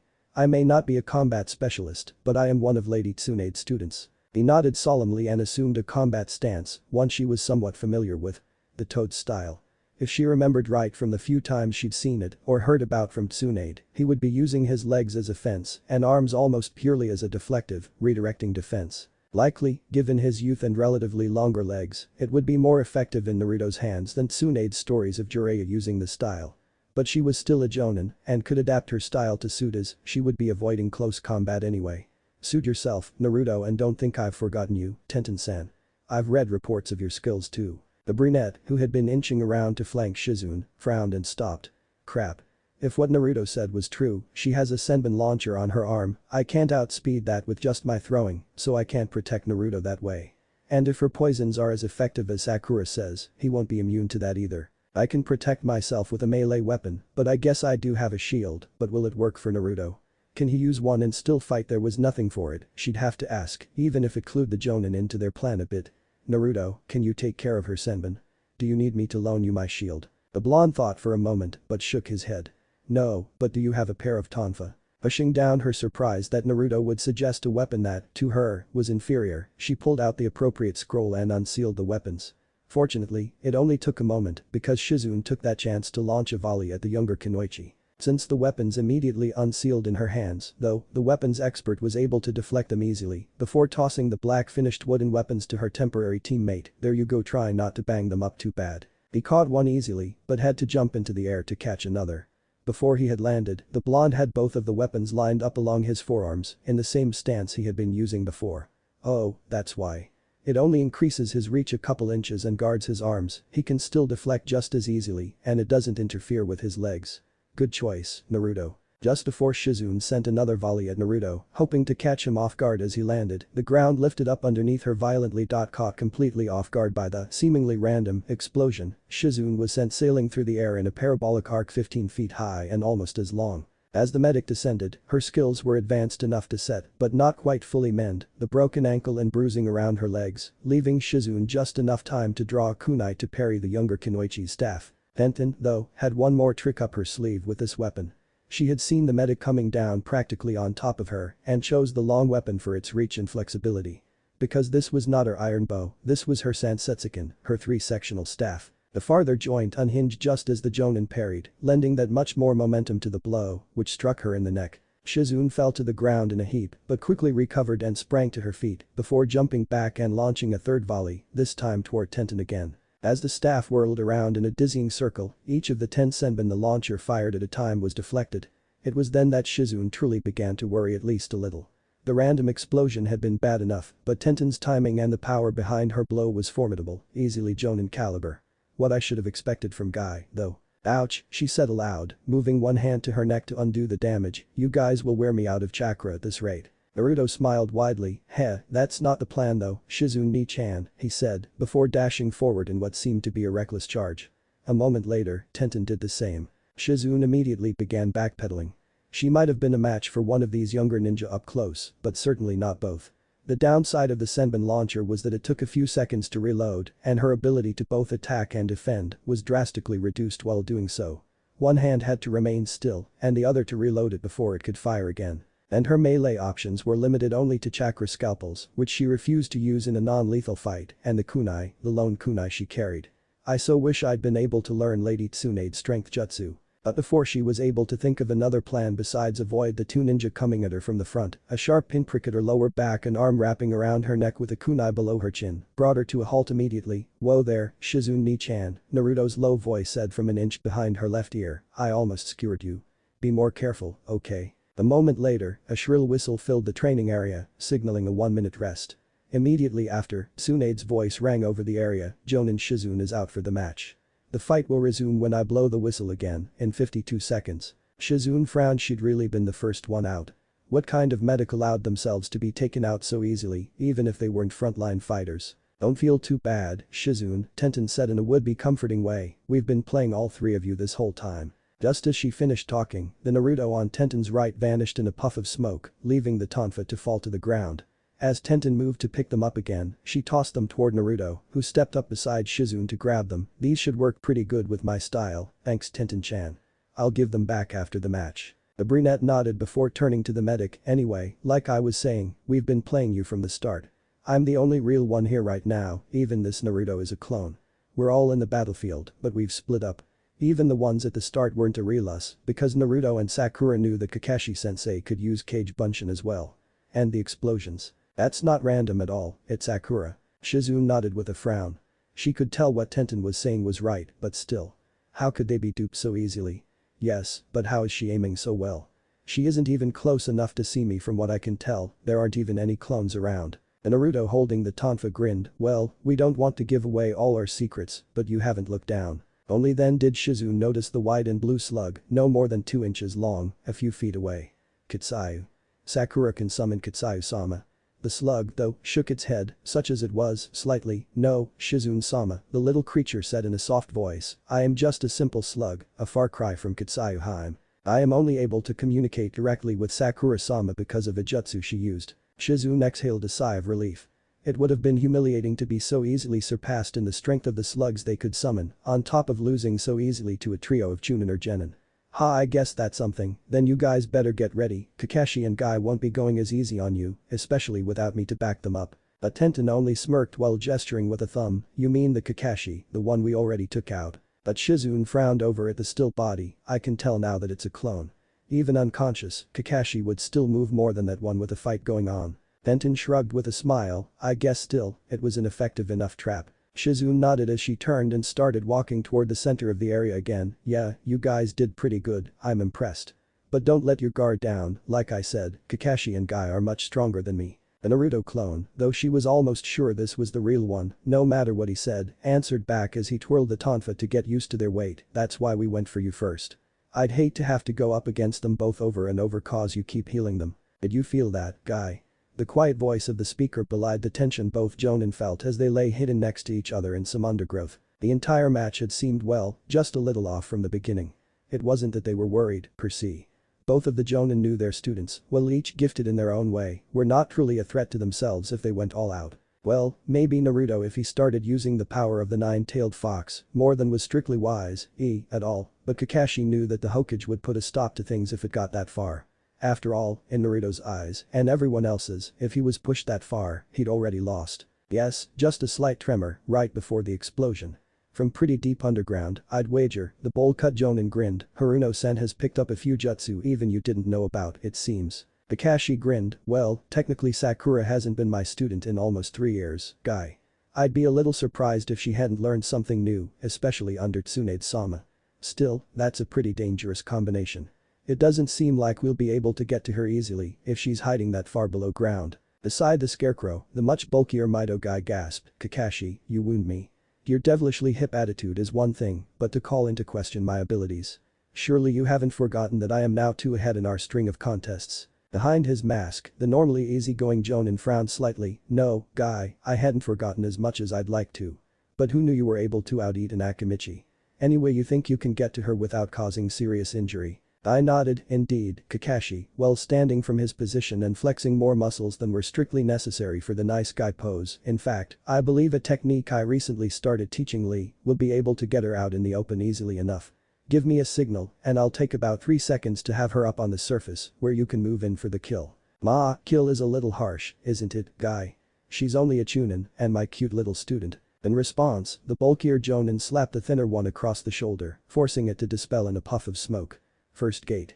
Gate of opening open. Several dozen feet away, a white-haired Jonin grimaced as his clone's destruction fed the memories of its and Guy's conversation to him.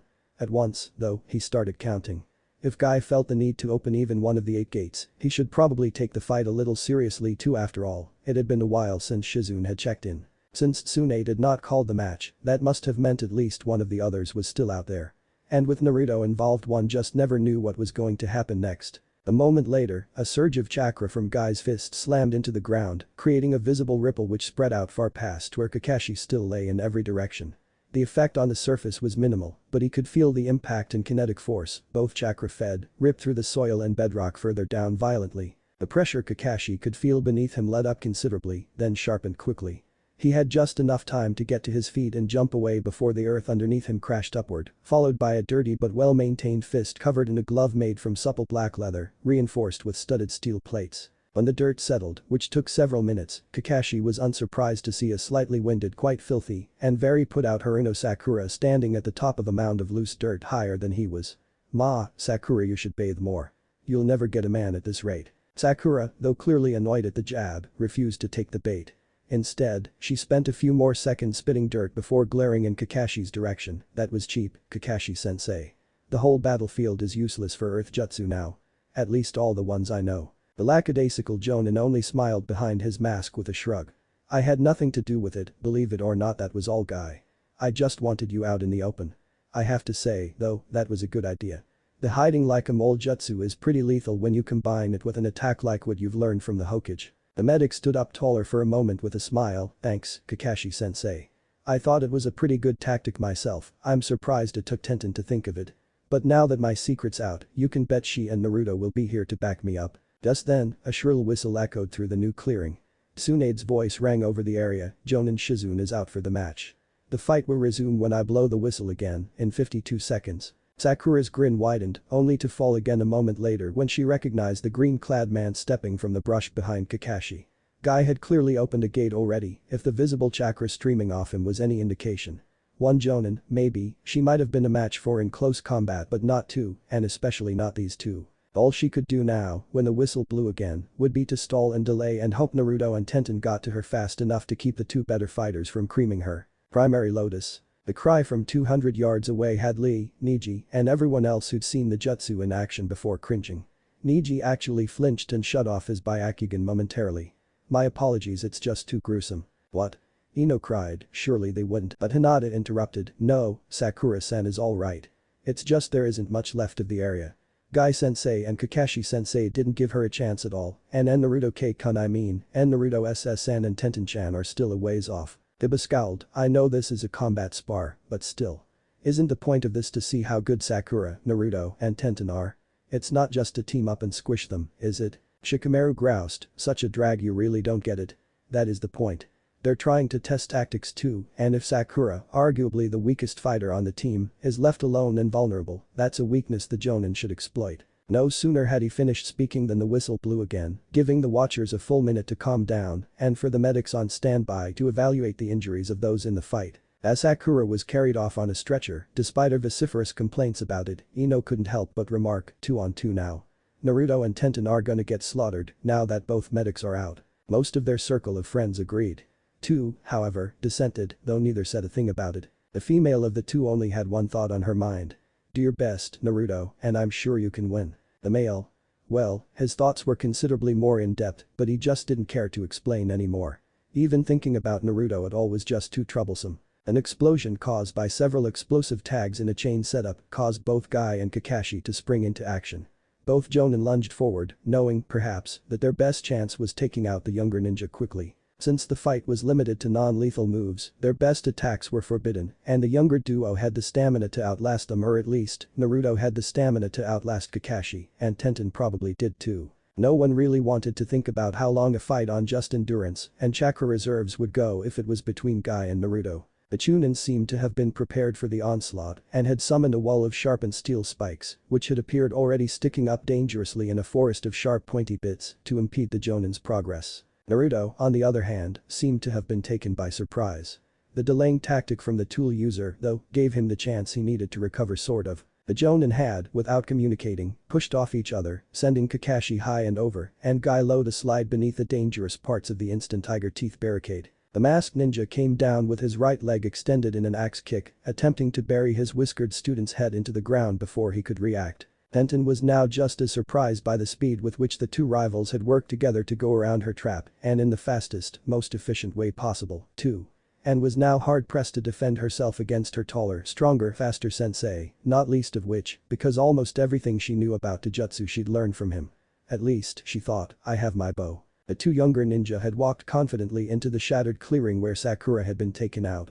None of the four of them were Genjutsu users, they all preferred a straight-up fight, so why mess with that? Besides, if they did try it, Kakashi's Sharingan and Guy's experience and speed would likely overpower their own more feeble attempts. So brawl it was, as Naruto had put it, mono y man. Whatever, she didn't need to know that far-distant language anyway. A third parry in less than a second made Tenten focus once more on the battle. She had, on occasion, been able to tag Guy with one weapon or another. He was fast, incredibly so, but he was not perfect, and she was fast and skilled in her own right. The fact that he hit her far more often than she him was irrelevant, she had to take the chance. Staying power or not, she did not trust Naruto to be able to stand up to the kind of punishment Guy-sensei dealt out. At least she was used to the training. But the fourth parry, this time of a headbutt, what the hell is he doing? Shattered the steel-lined staff and cracked into Tenten's hit I-8 with resounding force. The follow-up knee that crashed into her side just below her floating ribs sent Tenten tumbling through the air, dazed, toward Naruto. He, unfortunately, was not up to the task of catching her. Not while he was dodging phoenix-shaped fireballs, water bullets, and lightning-fast strikes. As a result, she impacted Naruto hard enough to send the clone flying 10 feet before the shock dispelled it. She, fortunately, had been able to bleed most of her momentum from that impact and fallen on her back to slide a few meters across the loose ground away from Kakashi, who stood staring down at her. "Oh you might want to surrender now, Tenten-chan," Kakashi drawled. "I knew that was a shadow clone all along, and so am I.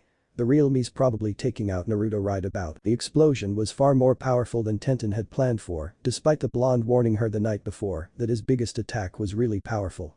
Kakashi and Guy had both been knocked off their feet and the scarecrow she'd been facing had taken a spinning tree limb across the chest. It did not, however, dispel afterwards. Instead, the real Kakashi sat up, wincing and wheezing slightly. "Ooh, that healed," quacked Ma Sternum. Tenten used his injury, because no jonin could fake spreading blood like that through their shirt not easily, anyway, to get to her feet and summon another set of weapons, her dual broadswords. The wickedly curved and more wickedly sharp blades glinted cruelly in the sunlight, but Tenten didn't particularly care. No lethal techniques just meant she couldn't decapitate either of them. A little bit, okay maybe a lot, of bleeding would be a fair trade for the beating they'd given her. "You okay back there, Naruto?" she called. 16 voices, from all around the clearing, called out some variation of yes. She could see, out of the corners of her eyes, the bystanders and watchers picking themselves up and inching closer again, though many of them were maintaining much better cover than they had been. 6 Narutos walked out of the trees next. 3 headed toward Guy, who watched them warily but apparently unconcerned, 2 toward Tenten, and the last toward Kakashi. Tsunade continued to watch dispassionately as Naruto helped his old sensei, who seemed wary, probably wisely so, to his feet. But when Kakashi tried to let go and resume combat readiness, the blonde kept a tight grip on the other man's wrist. "Oh, Kakashi-sensei.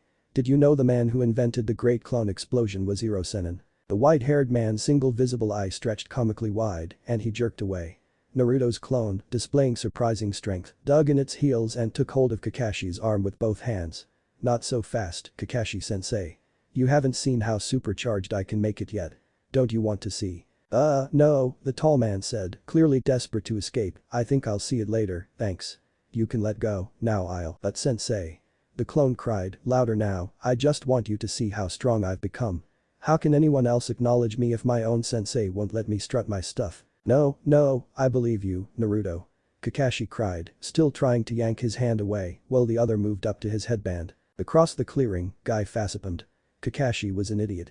That wasn't a clone at all, even he could tell that, and he didn't have Kakashi's pinwheel eye. Yes, facepalming may have been an unyouthful gesture, but he felt it warranted in this case. Naruto was making a fool out of the elite Jonin, or at least, he would be in a minute. Kakashi had just gotten the headband halfway off his Sharingan when the kunai poked him in the back of the neck. "I win, Kakashi-sensei," the one in front of him said with a smile, letting go at once. The whistle blew. Kakashi lifted the headband all the way off, the tomo spinning. He whimpered. "I've said it before, Naruto the number 1, hyperactive, unpredictable, really unpredictable knucklehead ninja. That's definitely you. Congratulations. I thought you'd try and steal my Icha to bribe me with, or something." The clone behind him sniggered. "You mean this Icha?" Kakashi spun. The clone was, indeed, holding the yellow-covered volume 3, and then it grinned wickedly. "You wouldn't, I so would. But you already surrendered. So here you go." The clone tossed the book back to Kakashi, who caught it deftly and cradled it to his chest, sobbing with relief. He sank to his knees as the minute rest after someone was taken out continued to count down. While the clone and the real Naruto gave each other repeated high fives and fist bumps as they congratulated each other on their quick thinking and teamwork, while fleeing Kakashi as fast as they could without letting him know something was up, Tenten watched in amusement.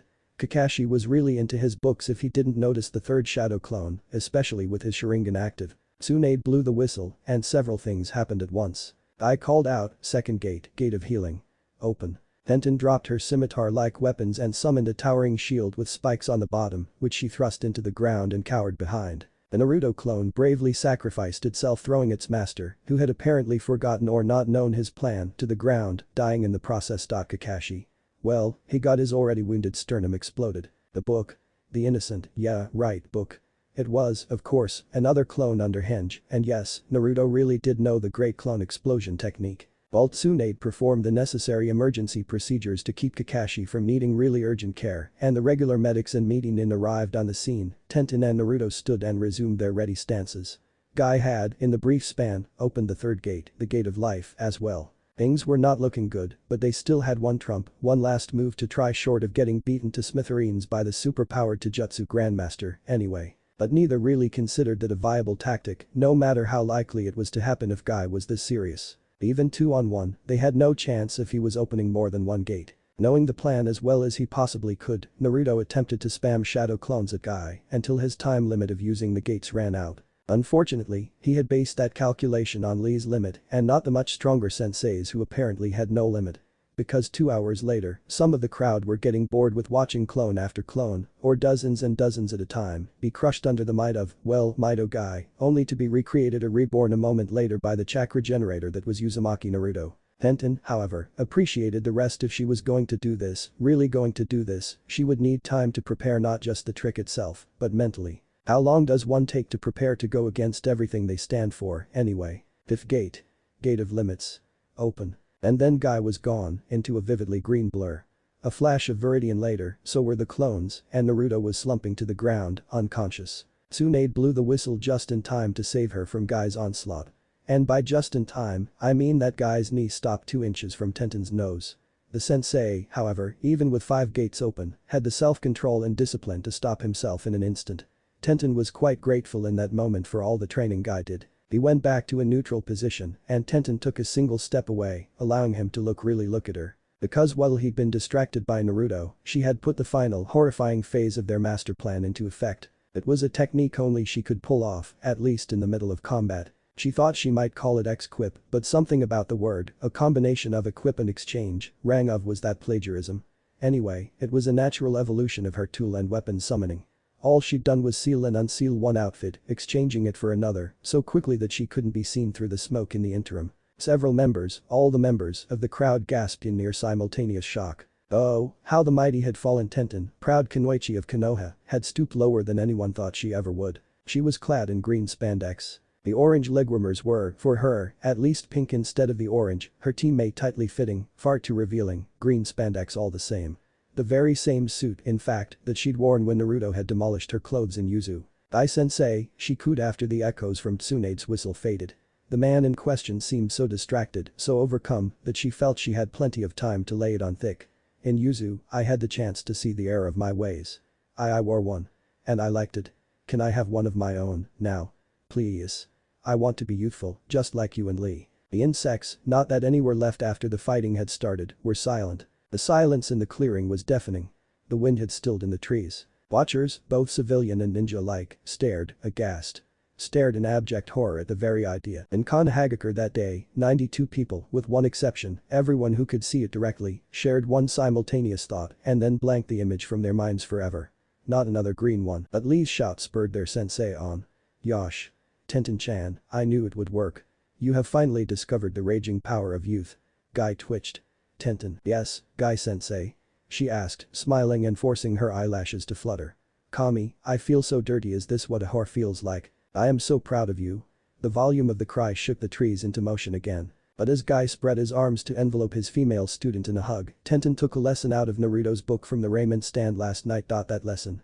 No such thing as a cheap shot. Crack. Guy's eyes rolled up into his head as he fell backwards, clutching his groin. He did not so much as whimper before he hit the ground. Then the whistle blew, and Tsunade's voice echoed through the area. "Well, their methods might be a little unorthodox, but I can't deny it, the kids won." Then all she could remember was the horror, the shame, the unbearable agony of being forced to wear that thing. Without thinking about the consequences, Tenten immediately ripped the offensive green monstrosity off her flesh and threw it as far as she could, shuddering. "Ugh," she moaned, before realizing why the men in the group were not cheering and why the women were urging her to put some clothes on. Tenten. The elation from defeating the Jonin was, understandably, a little short-lived for the brunette. "At least I still have my cute garden variety combat skivvies on. I hate my life." Naruto could not wipe the smile off his face the next day, even at 10 o'clock in the morning, when he finally got around to dragging himself out of bed and over to the Ichiraku raiment stand for what he called the breakfast of champions and what anyone else would call tasty garbage. The cheerful, graying owner, Tucci, smiled as he walked under the curtain. "Hey Naruto. Good to see you bright and early today. The ramen's not quite ready, but give me about 5 more minutes, okay? AM's got a bit of a cold, so I had to open up myself." "Oh," Naruto frowned, "that sucks. Is she doing okay? Should I take her some ramen later?" The girl's father snorted, "Nah, I think she just wanted to rest for a while. She's been putting in a lot of hours here and she got a part-time job as a courier, too, using the basic ninja skills she got before the dropped from the academy, so she's working even harder." "Huh," the blonde said, surprised, "So, what's new around the village?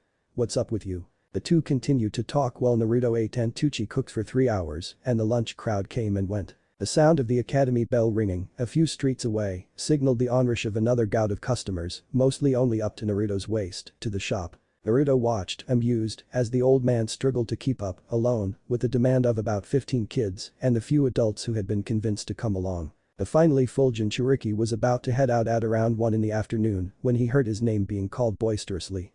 "What's up, Lee? How are ya, Niji?" "Yosh. Naruto-kun. I am doing fantastic. We're looking for Tenten," the much quieter Niji replied with a scowl toward his teammate. "She has not been showing up for practice for 2 days, ever since your victory against the Jonin. We thought she might be at her apartment, but no one answered, even though Lee knocked loudly enough to wake a drugged man.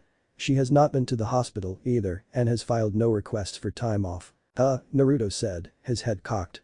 It was true he didn't know the Kunoichi-on team guy all that well, but they'd been acquaintances for several years now and it just didn't sound like her. "Well, I haven't seen her. I'll keep my eyes open. I can send out some Kage Bunshin to look for her if you want." Niji shook his head, "That won't be necessary. Guy-sensei has told us not to worry, that she will doubtless turn up eventually.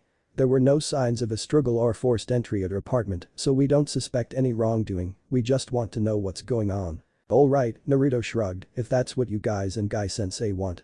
So you guys have any good missions while I was gone?" "Yes. Naruto-kun, my rival, we have. Let me tell you about the time." Naruto did not think anything about Tenten's mysterious absence until he showed up to get a mission the next day. As she, like her predecessor, spent a single, rarely 2 days per week in the mission request office to help her keep tabs on the ninja under the Hokage's command, Naruto proudly walked up to her desk. "So, Bachan. What great, amazing, awesome new mission do you have for me, now that I'm a Chunin?" Several members of Konoha's ninja force looked up in surprise. Naruto was a Chunin. Since when?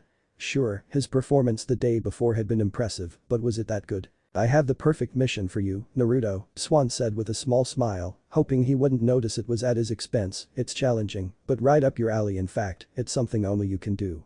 I created this mission especially for you. It fits a genin like yourself." "What is it? What is it? Is it a rescue mission? An escort of a beautiful hey? I'm a Chunin." One of Tsunade's eyebrows quirked. "No you aren't. You're still a genin, the last genin of your class, actually. Konohamaru's the same rank as you, though you do have seniority, I suppose." "What?" The blonde teen's voice was flat and emotionless, but the Hokage knew full well he wasn't upset, just surprised as all get out. "Konohamaru Jiji's brat of a grandson is a genin. The same rank as me? That's not fair." "Oh, I think it's perfectly fair, Naruto," Tsunade said, her voice firm as she rose behind the desk, "because everyone else either got a field promotion or earned it in a Chunin exam. You have done neither and so you are a genin. Be happy I'm still giving you the chance for the field promotion, brat, or I'd make you wait for a genin team with injuries to take the test." Normally, Naruto would have fought back against the Hokage's rising anger. Something she had said, though, caught his attention. "Wait, what? A field promotion? So this mission is that? I do it and I get promoted. That's awesome. This is gonna be way easier than a Chunin exam." But the sigh, Tsunade sat back down, shaking her head. Her much younger cousin really needed to think before he spoke. "No, you idiot, the next few missions are a chance for that. This mission is something you need to do to prepare for those. So here you go, a D-rank mission, just for you. Isn't it great to be back?" With a truly wicked grin, Tsunade handed the green wrapped scroll to Naruto, "And you'll even be able to do it alone, without your team, since you have shadow clones. Aren't I nice?" Naruto rolled his eyes while opening the scroll. Sure, Bachan, nice. That's you." He, through pure luck, ducked his head to read the scroll just enough that the paperweight holding down a stack of unfurled scrolls sailed through his hair rather than impacting his forehead. He didn't seem to notice. Are you sure you got the right scroll, Bachan? I mean, I heard Tenten was sick or something, but a whole mission, just to find her and see what's going on." The goddamn Hokage nodded. "Yes, that's a mission you're well suited for, with your shadow clones. I could have had Team Kurenai do it, but they're out on a C-rank border patrol, and Konohamaru's team would likely get themselves killed if they wandered into her apartment uninvited or something, which he's prone to do. So you are going to take this mission, and you'll be thankful I'm giving you pay for something I could have made you do for free. You got that, Brad? Naruto shrugged and stuffed the scroll into his pouch. Yeah, you old hag don't need to be so grumpy all the time. You know that causes wrinkles, right? Again, Naruto's luck showed itself, though in a rather strange fashion. When he landed from the punch the Hokage had delivered for the dual insult, he was more than halfway through the village in the direction of the training ground where Team Guy usually met. That was the best place, he knew, to start tracking down the missing Kunoichi of that team.